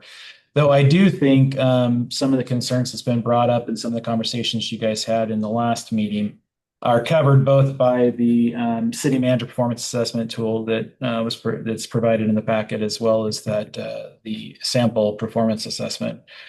But it's really up to you guys to decide. I think either of these are well documented. I think it would provide me some more guidance going forth year after year as we push forward on exactly what the expectations of the board are, help provide me some growth opportunity amongst my role, which is important. So I guess it's up to you guys. It's a past practice here. Someone enlighten me on what was it done here in the past? I have no historical knowledge on it. I know Sally and I had talked about before, there was one while she was here. And I don't know in the most recent years how that was handled. So I guess my recommendation would be, I think both of these are both good samples. Your guys' feedback on what both of these look like. And I know Tyler had offered once before to draft something and to help make something a little more usable. But both of these are both significant. I think you can also even take little bits and pieces and. Can I give a little context to you? Yes. So one of the aspects that's important to the evaluation that the city just went through, it took several months for Kim and Marissa, and they interfaced with the executive director of League of Oregon Cities and got feedback and sent it to her also for review.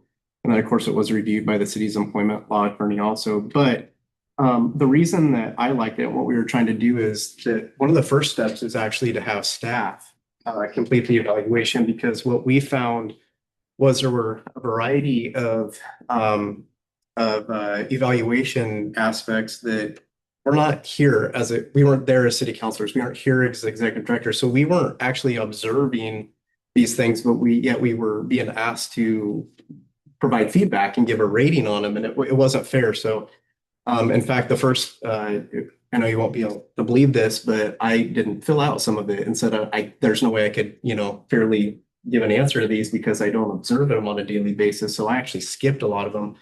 So that created dialogue, and then some specific counselors with, expertise in this area of staff and stuff went through this exercise. But anyway, long story short is that the first, staff completes it, and then that way the board has a better idea of what staff thinks about what's happening internally. It doesn't mean that you're always going to have, employees that may be disgruntled, that may have had different, but that doesn't mean that we take what they say and that's the be all end all. These are typically done in executive sessions. So then the executive director gets a chance to respond to those things too. And then based on that dialogue and conversation collectively with the board, that's when we come up with one performance evaluation to give to Jeremy, so there's not mixed messages. Well, I think you saying that. Yeah. All the employees aren't gonna say the same thing. It might be one employee that is really negative about stuff, but that means maybe the other 5 are, so you can take that for what it is, because you won't make everybody happy all the time, but unless they're all saying the same thing, then there's a problem. And I also think, if you guys are interested and there is ways also for the staff to provide their feedback also to you guys directly without me knowing, that you can, from the president or the board, send out some sort of a poll or evaluations from the staff so you guys can review those also. And I would prefer not to be involved in that because I don't want them knowing that I would see it. So you guys get honest feedback from the staff. I actually, both of these are pretty similar. I also would agree with Tyler that recreating the wheel doesn't make a whole lot of sense. If we have something to work from that's been tested, especially within the county from one of our local entities, there's no reason necessarily to rewrite the wheel. And this is something we want to do at the 6th month and then again at 12th. I think every 6 months, makes sense to me. I mean, I guess it's really truly up to you guys, but I think the contract specifically gives us an annual. Your contract says 1 year. Yeah, but I have no pushback on a 6 month if you guys wanted to do a 6 month and a 1 year. That would be no concern for me whatsoever. So what we did with the city, sorry to keep bringing city up, but what we did, there's a significant conversation around this and it just made sense. So that's why I'm sharing it with you guys. We did one for the city manager's first 6 months because it was like a check-in, it was a good temperature check, good guidance tool, that type of thing. It was more informal than formal. In fact, we did this new evaluation tool after that. It was more like here's a variety of topics, either you're meeting or you're not meeting. Of course, anyway, I won't get into that. But anyway, I think that if we do one at 6 months, if that's what the board wants, first 6 months, great. It gives Jeremy a good idea. Yeah. But, annually is probably enough. But if the board wants to do every 6 months, we certainly can. And I would say, being that I'm new in my role, it would be nice probably to, at least for the first year, at least have a 6 month and a 1 year. Agree with that. Just so I have some growth opportunity in this first year as I'm still establishing myself in this role. So I myself would request the 6 month and then again a year. It's up to you guys obviously to decide how you want to handle that, but that would be my recommendation. And then after, say, the first year, we could revisit if we wanted to do another 6 month and 1 year for the following year. Yeah, and that would be up to you guys as the elected officials, but I would have no pushback on a 6 month and a 1 year. Certainly in my first year, it'd be nice to have some additional feedback from the board. So as far as sending it out to staff to complete, Jeff, if that's what the board wants to do, would we have those responses go to Jeff and then we would, as a board, have a meeting about those responses, maybe to Jeremy's point, without Jeremy, and we would discuss what we see there, and then we would basically have an executive session with Jeremy after that? Yeah, I could see that working. I think that's. Yeah, I'd be okay with that. Sally's got a comment. Sorry, I just need to insert that the advisory committee needs to be involved in this.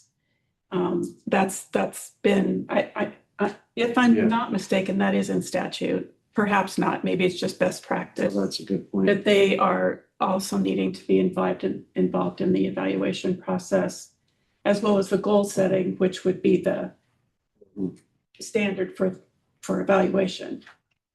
So we treat them just like we're doing with staff and have, they could probably use the same evaluation and then they submit to you. And when we talk about staff's review, we also talk about advisory committees input. Okay with that. I think it might be a little bit better to tailor the one going to the advisory committee because the staff questions may be a little specific to operations versus what they're actually seeing from the advisory standpoint. Would it be helpful if, I mean, I don't know that I should be drafting the document, but I can certainly try to draft a document for employees for you guys to review and approve.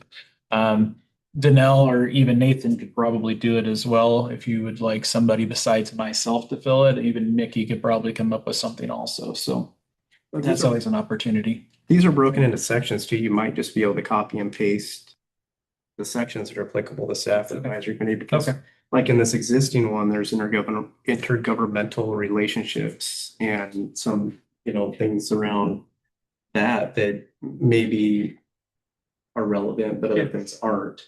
So That would make sense. Yeah. And if we can match them as much as possible so we can see the correlation in between, the nexus between them, that might actually be helpful. Yeah. So do we want to just use the city manager one? We'll put it on our letterhead, the recommendation, or do we want to, I mean, is there anything on this document you guys aren't seeing that you would like to see? The executive director one that's already on our letterhead is pretty similar. And there's a few extra categories, I think, but some of the phrasing is a little different.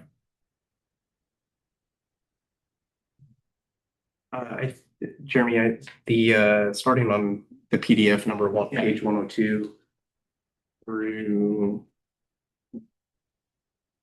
I believe 108 is the one that I drafted for specific consideration by this board that does replace city manager with executive. Perfect.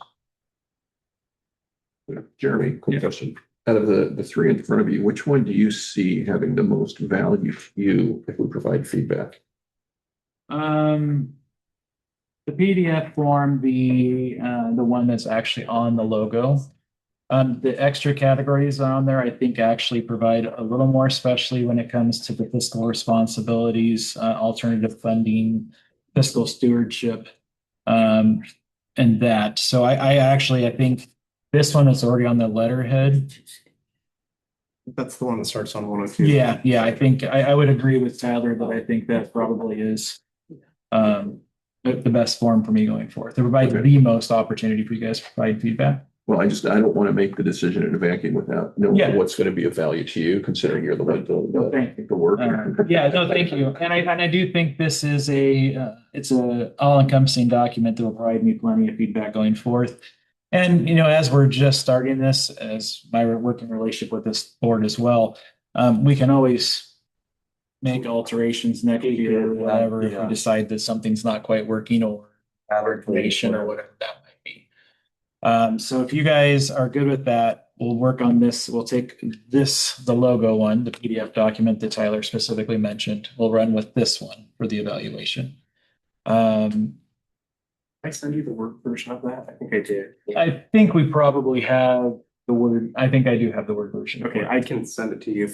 If you could resend it just to make sure, but I'm pretty sure I have it. And then we'll run with this one. I'll also work on an employee version of it for your guys' review that I'll provide to you at the next meeting. And then you guys can decide that, yes, this is what we're going to do.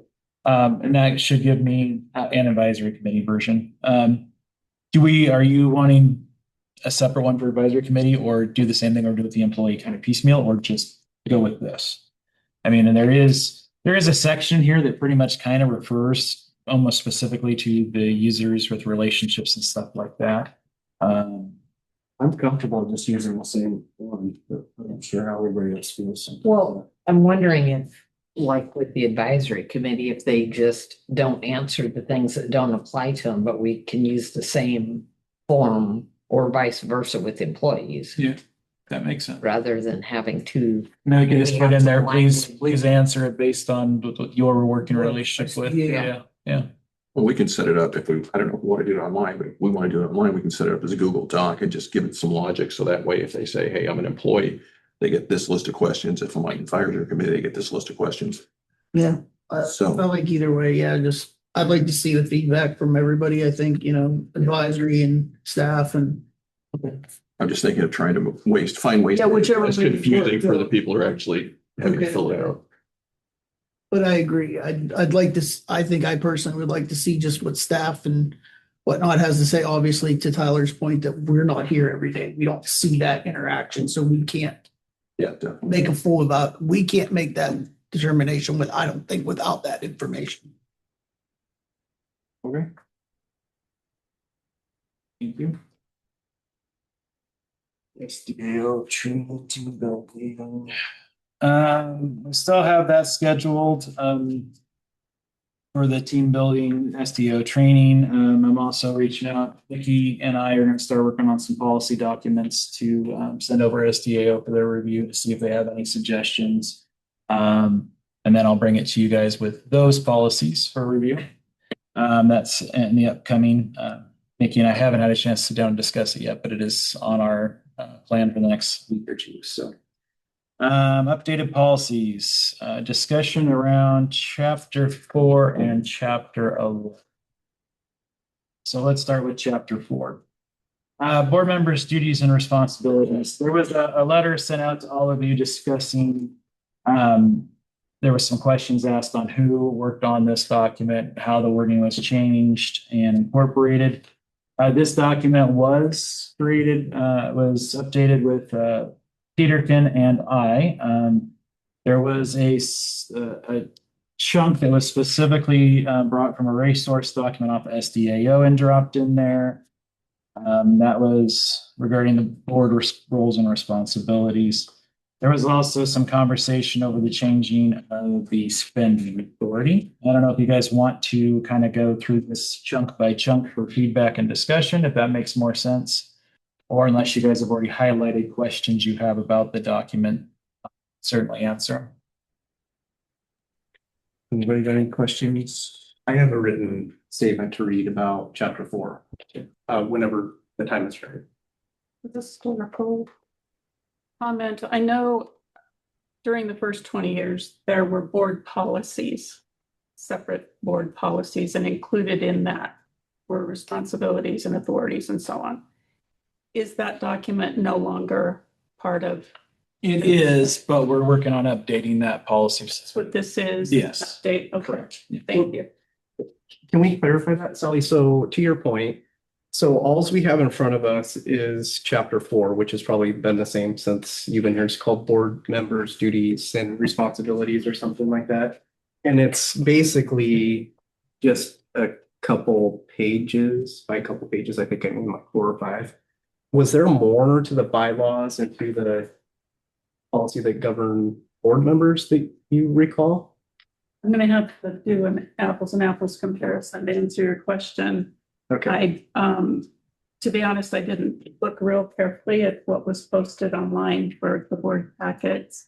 And I don't have, well, I do probably have some records, or I could get a copy of some of the original records and do a comparison, but it's probably not appropriate for me to do that, but it would be good for staff to review and compare the two with the present best practices that special districts publishes. Thank you. Yeah, because it seemed like there's a lot missing, and that kind of goes into my first point. Jeff, do you want me to go ahead now or wait? Okay. Okay, so as an initial matter, this board should not consider amending individual provisions of the bylaws unless the complete bylaws are provided. Otherwise, how are we to know how or if these amendments will affect other provisions of the bylaws? The separate provisions of bylaws work together and integrate into a whole. Amending one provision in isolation is how organizations accidentally create internal contradictions and legal noncompliance. Treating a single provision as a standalone document is like revising one paragraph of a contract without reading the whole contract. As written, the proposed change to bylaws 3 is unenforceable for the following reasons. 1, subsection A, contrary to an elected public official's First Amendment rights. No Oregon statute or regulation mandates that public officials issue disclaimers distinguishing personal or official capacity speech when addressing matters related to their duties. The Oregon Constitution protects free expression, providing that no law shall be passed restraining the free expression of opinion or restricting the right to speak, write, or print freely on any subject whatsoever. Oregon Constitution, Article 1, Section 8. This broad protection extends to public official speech rights. The proposed disclaimer amounts to government compelled speech, which is presumptively unconstitutional. Such disclaimers can be required of government employees, for example, ORS 260.432, but elected officials are not government employees, and ORS 260.432 does not apply to elected officials. Simply put, a government entity like the district cannot invent and mandate speech requirements of for an elected official. Additionally, this proposed disclaimer would constitute an unconstitutional content-based restriction on elected official speech rights. Subsection B is too vague. Subsection B is too vague to be enforceable because it does not articulate with enough clarity what is allowed and disallowed. The Oregon Constitution's Due Process Clause requires government rules to provide fair notice of what conduct is prescribed to avoid arbitrary enforcement. For example, what conduct would amount to the broad involving itself? Does this mean the board involving itself? Does this mean the board can't request staff reports or provide suggestions? It's not clear. How can the board oversee the district if it cannot involve itself? Likewise, regarding board members, what is the definition of interfere with and engage in? It's unclear what board members can and cannot do. Also, who will determine whether interference or engagement has occurred? This is simply too unclear to be enforceable. 3, subsection B infringes on my duties and authority as an elected member of the board. Oregon law states that the board is a governing body of the district and shall exercise powers thereof. Exercising these powers is not discretionally. The board must exercise these powers. The board does so through the engagement and participation of the district's elected 5 members of the board. The board's statutory duties are board and include the board's statutory duties are board and include the power to do and perform any and all acts necessary and proper to complete and exercise the effect of any of its powers or the purpose for which it was created. ORS 403-360 subsection 8. Again, as a member of the board, I have been elected to exercise these powers by engaging with staff and other members of the board. It would also prevent board members from fulfilling our promises to voters. I looked back at the voters pamphlet for the last election for the board members, May 2025, and Jeff Flatt said, as a board member, my responsibilities are to ensure smooth and effective operation of our 901 system. This includes, but not limited to, system upgrades and financial accountability. If reelected, I will proudly represent Zone 2, Rainier, Dry Island, and Columbia City, and will do everything in my power to ensure smooth, reliable, and cost-effective 911 communication. How can Jeff fulfill these promises unless he is involved and engaged? Mark Pacheco promised voters, I am committed to enhancing system reliability, supporting our dedicated first responders, and building strong community partnerships. I believe in forward-thinking leadership that prioritizes safety, efficiency, and preparedness. It would be an honor to serve and help ensure that when the call comes in, our 911 system is always ready to respond. How can Mark ensure this unless he is involved and engaged? I promise my voters in the voters pamphlet, I intend to build strong relationships with fellow 911 district board members and key staff, as I've done with the city, improve recruitment, retention, and training efforts among dispatch personnel, ensure better and more transparent physical responsibility, and ensure we are continuously seeking alternative funding, parentheses, it says grants, to help with very expensive projects. The proposed change would prevent me from even talking to staff. That is contrary to what I campaigned on and contrary to my voters' understanding of how I would represent them if elected. The voters have elected us to do a job, and the proposal would essentially say, sorry, voters, the person you elected to represent you is prohibited from getting involved and engaged in how the district provides 911 communications. And the first part of the oath that we took to, I would point out, says that we will uphold the Constitution and the laws of the United States. So if these proposed changes were to be passed by the board, it would violate that as well. Thank you. Any other comment on that? Sounds like maybe we have a little more homework to do that we're gonna have to get some clarification on. Well, the other thing is I don't understand why all of a sudden now that I'm on the board, these have to be changed. So that in of itself brings into question some retaliatory aspects as well. So just putting that out there on the record. I thought we Mr. discussed. President, go ahead. Who's going We speaking? discussed that we were going to update these irregardless, that it was just part of the process that we needed to do. So Yeah, I agree, but why is it section 4 and basically things that violate the Constitution and the board members' rights? Well, let me address this if I could. Number one, Mr. Miller, you probably read what your attorney wrote, and that's fine. We can civilly disagree. This section on page 4.4 of the proposed policies was taken directly from the SDAO form document. Okay. It's a point of order. Excuse me, Tyler, Mike has the floor right now, so we'll. That's the problem. Can we do a point of order really quick? Is he representing the district in his statements? Because the problem is that he does not get any power on his own. Okay, I'd like to hear what Michael has to say. He's addressing me. You'll have to. No, I'm addressing the board, not you, Mr. Miller. I'm addressing the board because the policy is before the board. And to suggest that anyone's retaliating against you is entirely wrong. This policy has been in the works for quite some time. And originally, we had an attorney draft a basic form of this to renew what has been a policy that might be original. And so we were trying to bring it up to current standards, and we did consult the SDAO form on their website and took this language directly from the SDAO. And this type of form is used probably, I'd have to go out and look, but to almost 900 different districts in the state of Oregon. And so the board needs to know that we've worked very hard at presenting a policy that works for this district based on standards that are uniformly accepted, and that this is the first that we've heard on Mr. Miller's objections to the words on page 4.4. With that said, we certainly can provide an opinion on this to guide the board because the policies do need to be upgraded.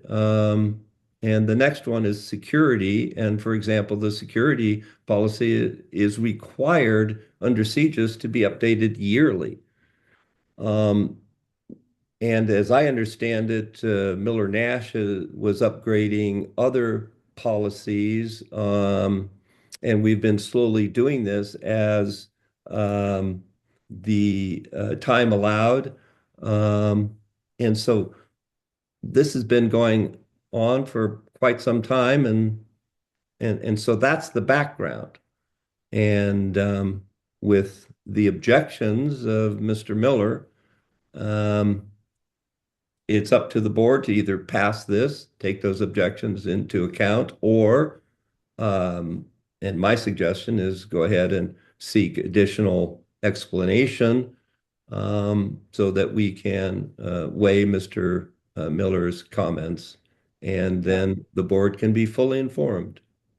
I would like some additional information personally. That kind of. Yes, I agree. Can we get the advice from from an attorney that actually practices constitutional law? That might be helpful. Yeah, I'd like to hear the additional advice before we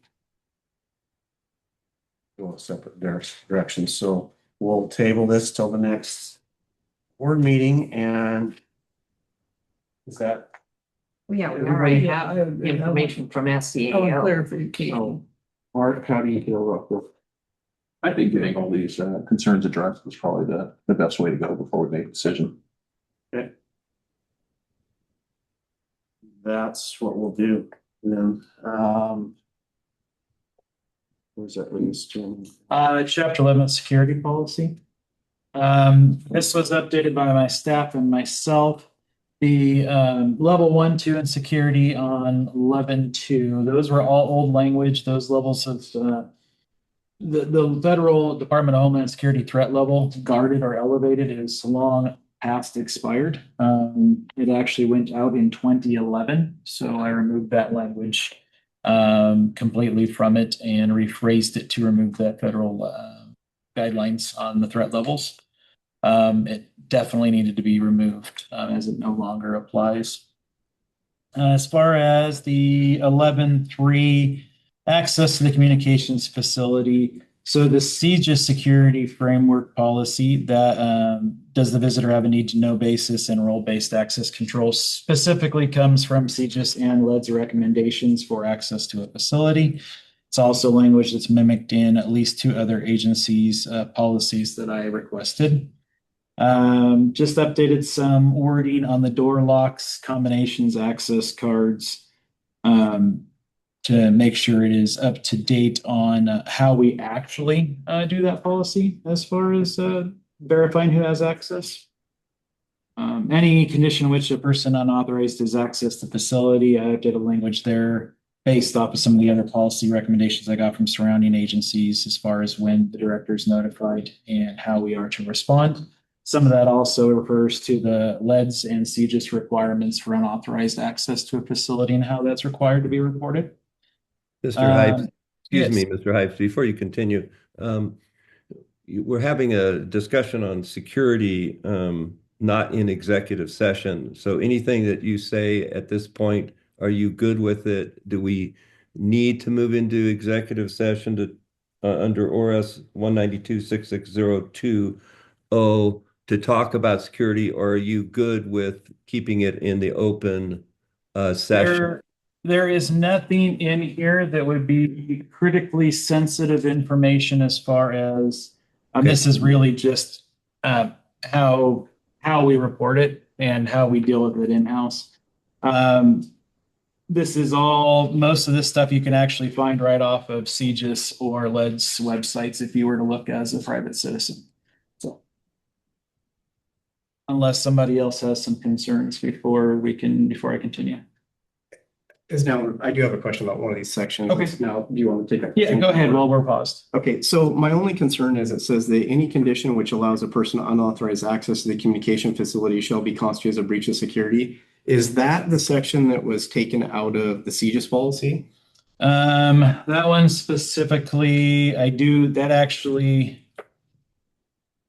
that one I got from, I want to say WACA's security policy, and there is similar language in CJIS and in the LED's recommendations, but it is not specific wording from those. I didn't think so, and here's where I'm going with this. So different areas of the 901 Center, different areas of the law enforcement, any criminal justice agency that has access to CJIS information, and there is a very specific definition to CJI. Right.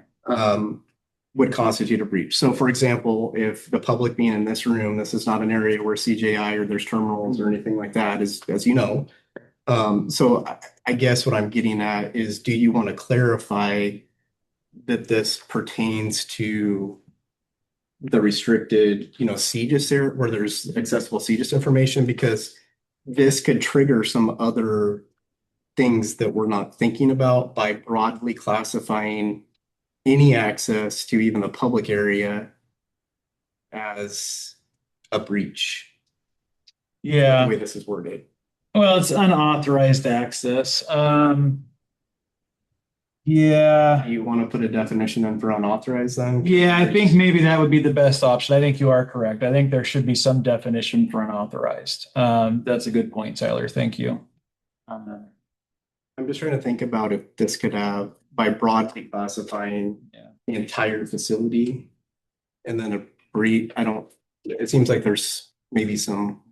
No, I think you're right with the unauthorized, that a clarification of what specifically unauthorized means. I'll look at it again, but certainly if nothing else, the definition of unauthorized makes sense.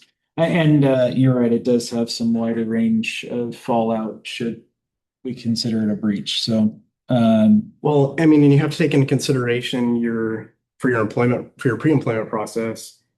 I think you do observations, so you allow, yeah.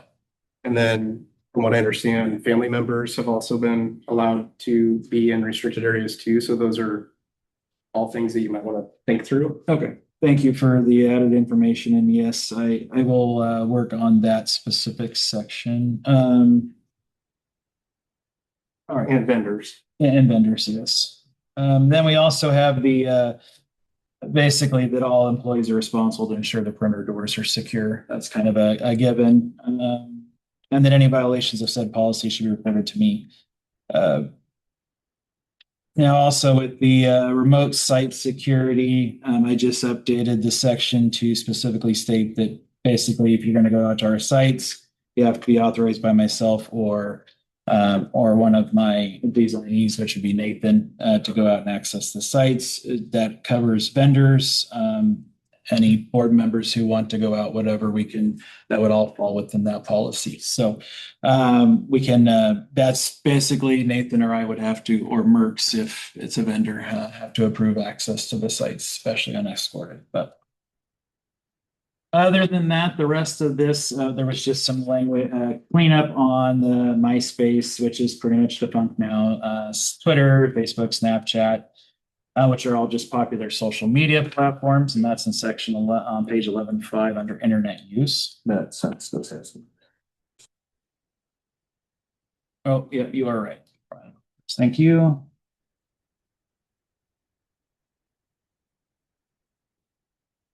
All right, and then the section on artificial intelligence. We all know that artificial intelligence is a big mess of stuff right now. What we tried to capture is the fact that even CGIS, LEDs, they all have recommendations, but in the 911 community, there's no real policies kind of guiding the access and usage of AI inside the facility. This was Nathan and I kind of kicked it back and forth, tried to find some language from other organizations.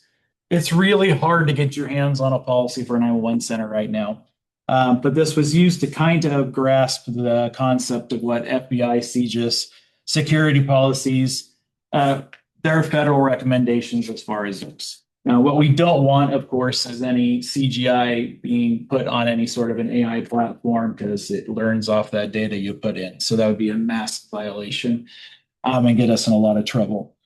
I'll be honest, I don't know enough about AI to really truly speak 110%, 100% intelligently about what all this language means. But this is based off of just places we've pulled some data.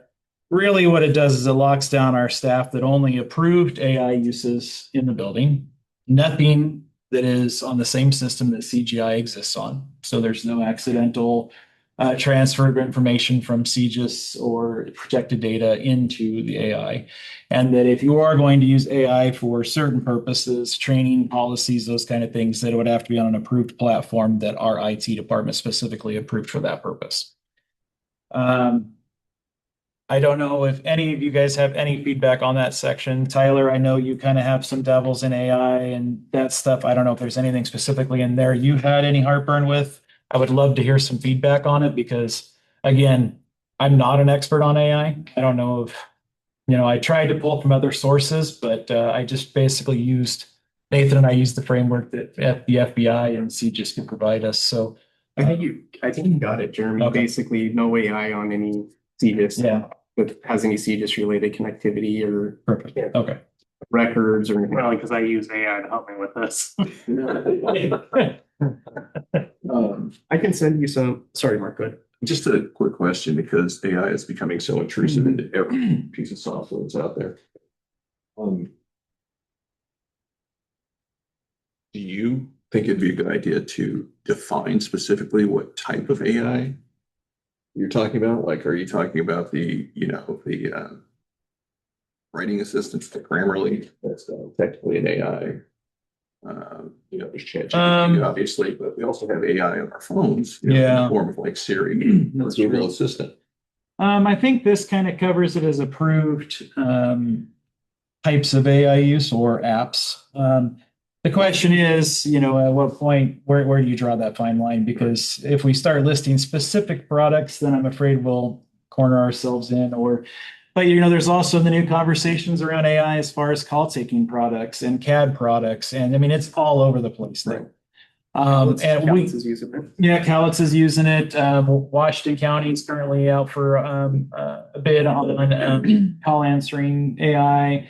A lot of agencies are going to it. We're not in a position that we're looking at having that anytime in the near future in our organization, but it is out there and it is a very prevalent thing. And the state itself has entered into looking at next generation 911 products, which a lot of those do have AI in, and we'll use the guidance from the state on those products after they approve them for use in centers. But I think this is a part of the document that's probably going to change regularly, which is, the yearly renewal of the policy is going to be a real big deal because every year something's going to change and we're going to have to change some of that language in there. So I'm going to ask a question from a position of ignorance because I don't know what the policy of the operating procedure is.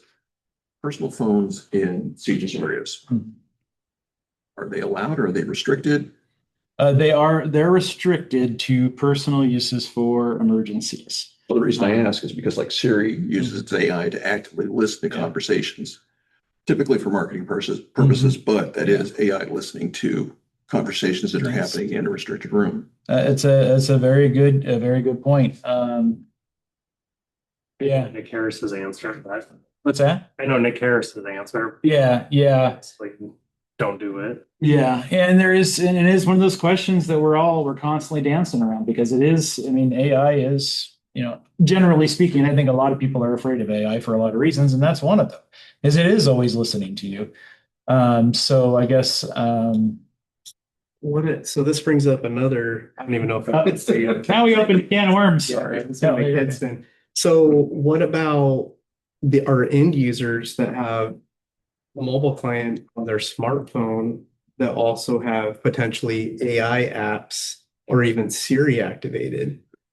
My suggestion is Nick is the authority for the state of Oregon. Ask Nick what his opinion is on it, and he's the best resource. Jeremy, what would be considered they have their phones in there for an emergency? What are we talking? The family needs to access them. A kid's sick, something to that purpose. So they could actually call the 1-800 number. Theoretically, to talk rather than calling a personal cell phone. And if they need to step out, they should step out. Maybe they shouldn't have them in there at all. There's other ways to get. Yeah. And the policy around them or in 911 centers is all over the place depending on the agency. And a lot of times it changes by your director and whoever's in charge. BOEX specifically, I know over the years have gone yes, no, yes, no, yes, no. It just kind of changes director. WACA just within the last few years went completely no cell phone policy. And there are agencies out there that have cell phone lock boxes hanging on the wall that you have to drop your phone in when you go into work. Is that necessarily reasonable? Well, certainly when you're talking about AI and CGIS, there's concerns that come up there, but are we having any issues currently?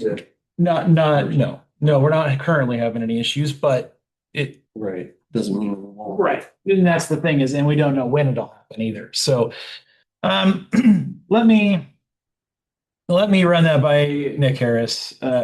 See specifically if he's got any additives or anything. I have a feeling I already know what his answer is going to be, but if that's the case, then well, he is the authority. If we get a recommendation from him, we're likely we just follow it. I do sympathize with the dispatchers who are working because you have those times where there's like nothing going on, and that's their entertainment, don't fall asleep type, thing. But at the same time, with the way that things are going too, especially with AI, there might not be a choice. All right, I'll do some further reach out and we'll bring it back to make a decision on it next month after I do some. Open a can of worms. No. It's good conversation because it is a conversation we need to have. There's a lot that's been going on. And it always changes. And depending on which news source you watch, which article you're reading, how much knowledge you have, it can get down a real rabbit hole really fast on what AI can do. So, Well, I'd rather ask the question than have us be unintentionally vulnerable to yeah, leaking makes information. sense. Okay, I will do some additional research on that section. Thank you guys for your feedback on it, and some guidance on where we should go with it, because it is one of those situations that, I don't know of anybody who is an expert on AI just because it changes so quickly. And everybody's use is a little different, but. And there's so many different flavors of AI. Hear what Nick has to say.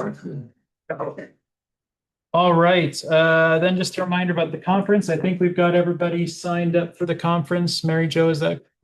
Yes, I have everyone but Brian is going to SDAO, and just confirmation, was anybody interested in the Northwest Leadership? I think it didn't really work with a lot of your schedules, but no. Okay. All right, well, then we can remove that from the future meetings. Right. Okay, that brings us on to the resolution. 6-01 levy election.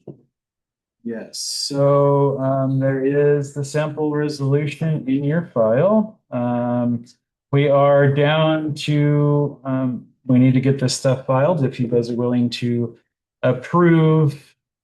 discuss and approve the 2601 levy election documentation. It'll be for 29 cents per thousand assessed value on homes. And it is a 5-year option or a 5-year levy. Questions, discussion? Why don't I accept a motion to approve it and a second, and then we'll discuss it. And vote on it. So. All motion. So moved. Mark, do we have a second? Second. Okay, and now discussion. Anybody got anything additional? I'll put it on the record right now that why I'm going to be a nay. And that's because of all of the, in my opinion, waste that the district has engaged in that I have talked repeatedly about. And I have a bunch of unanswered questions that I have been trying to get answers to now for quite some time that do relate to how we're going to use money and be good stewards of taxpayer money. There's still, I believe, over 4 million in reserves too. So all things considered, I'm not at a place yet where I personally will support the levy. Any other questions, comments?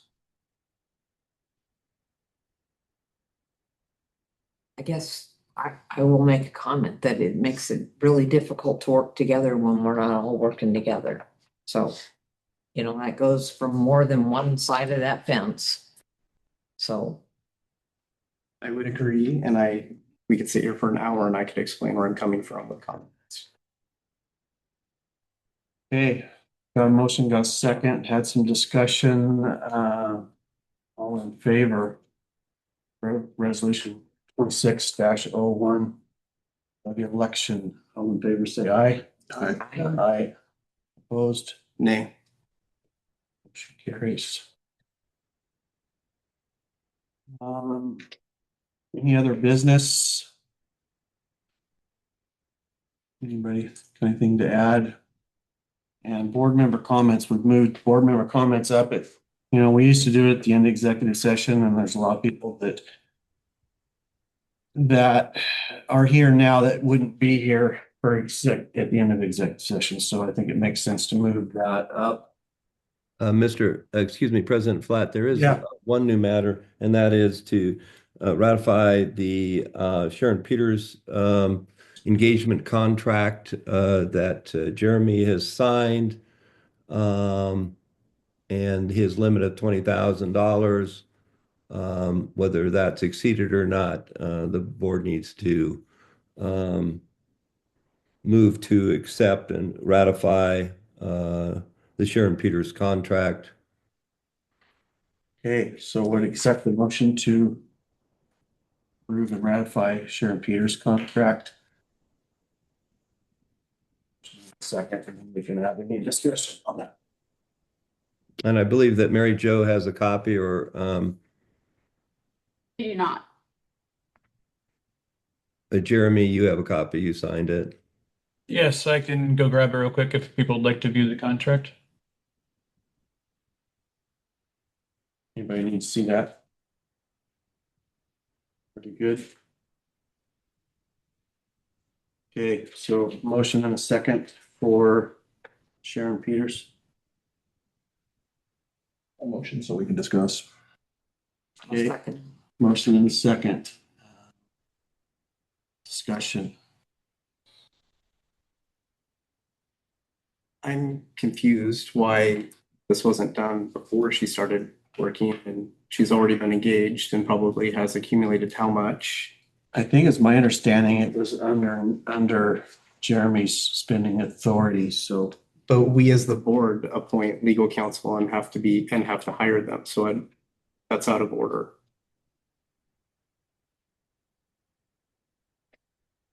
Yeah, that was my understanding, so. Any other discussion? I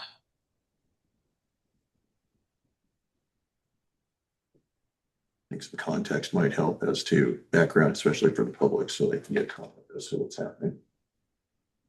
I can provide context.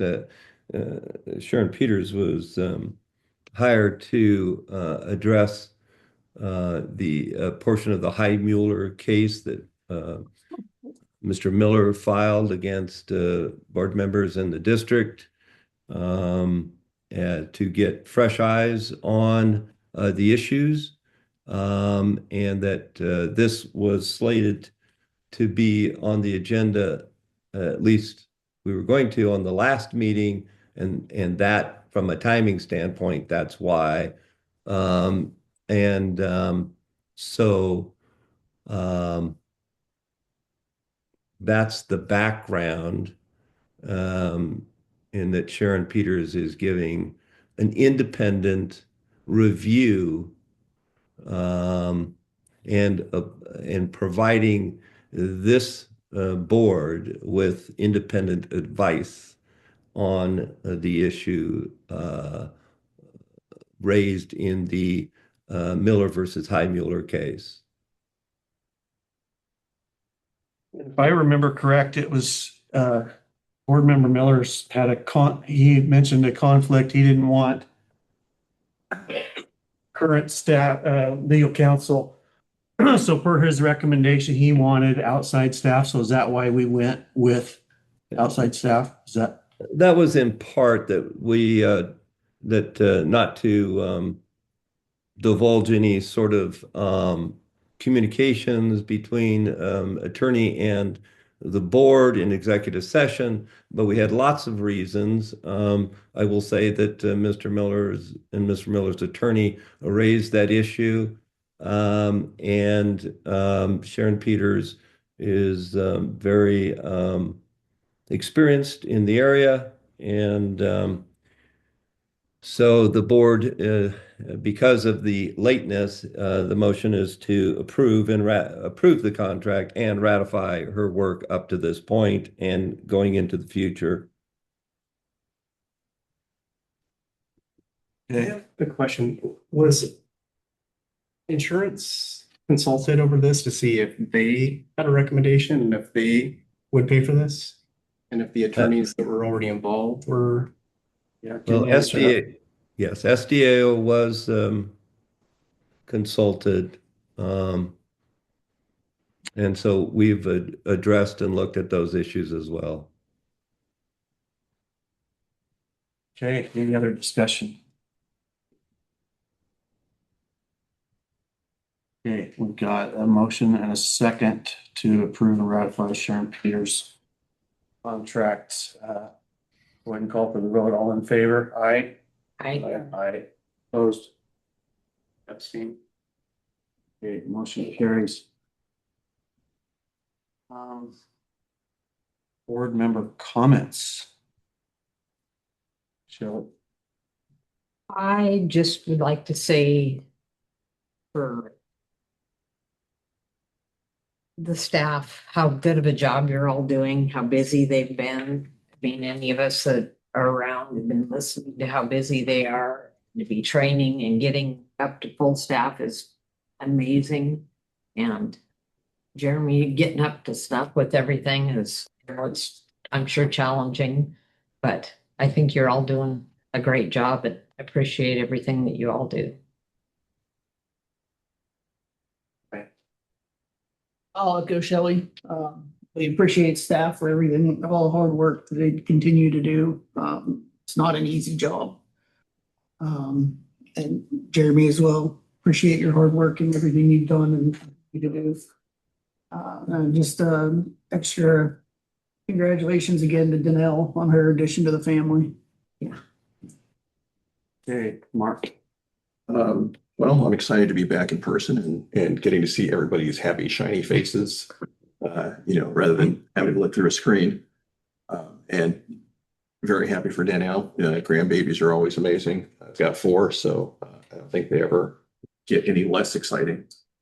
I am glad to see that we are starting to develop a plan on how to address the shortcomings of the radio system. I think that is something that we can move forward on and have some impact on immediately. So I'm grateful to see that happen. I'm sure that the people we work with, our first responders in our community, are going to be just happy that we are making these pathways forward.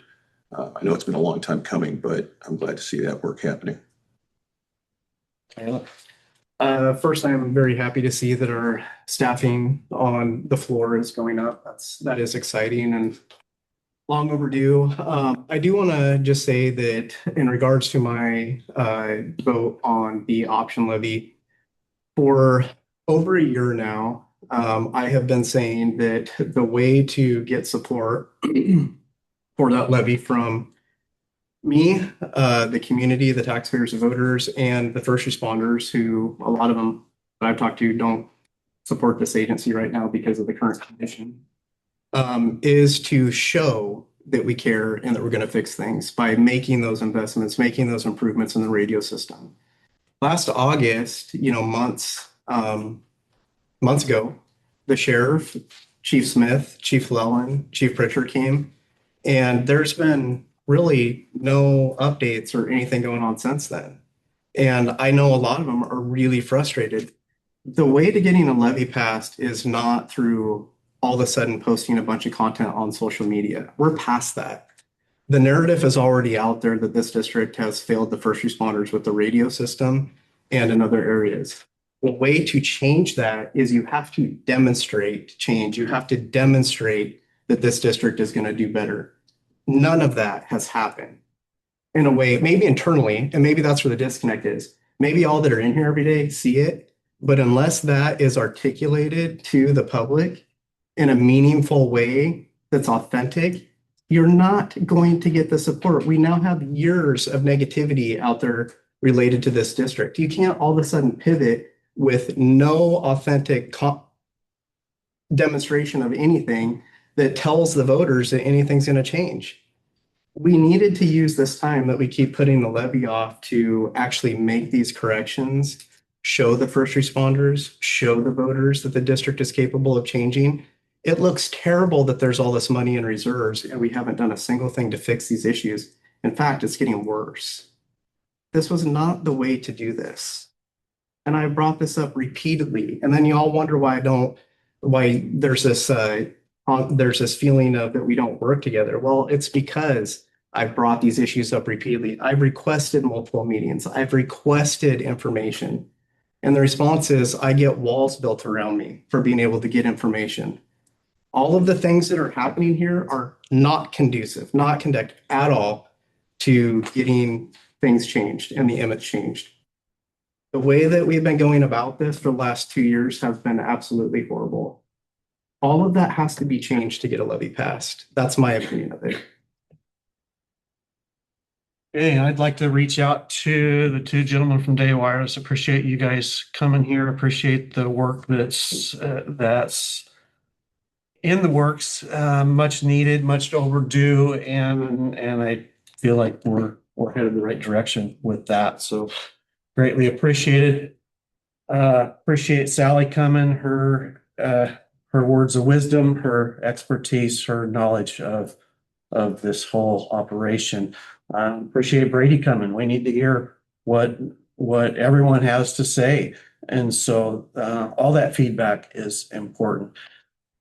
Shout out to all the staff.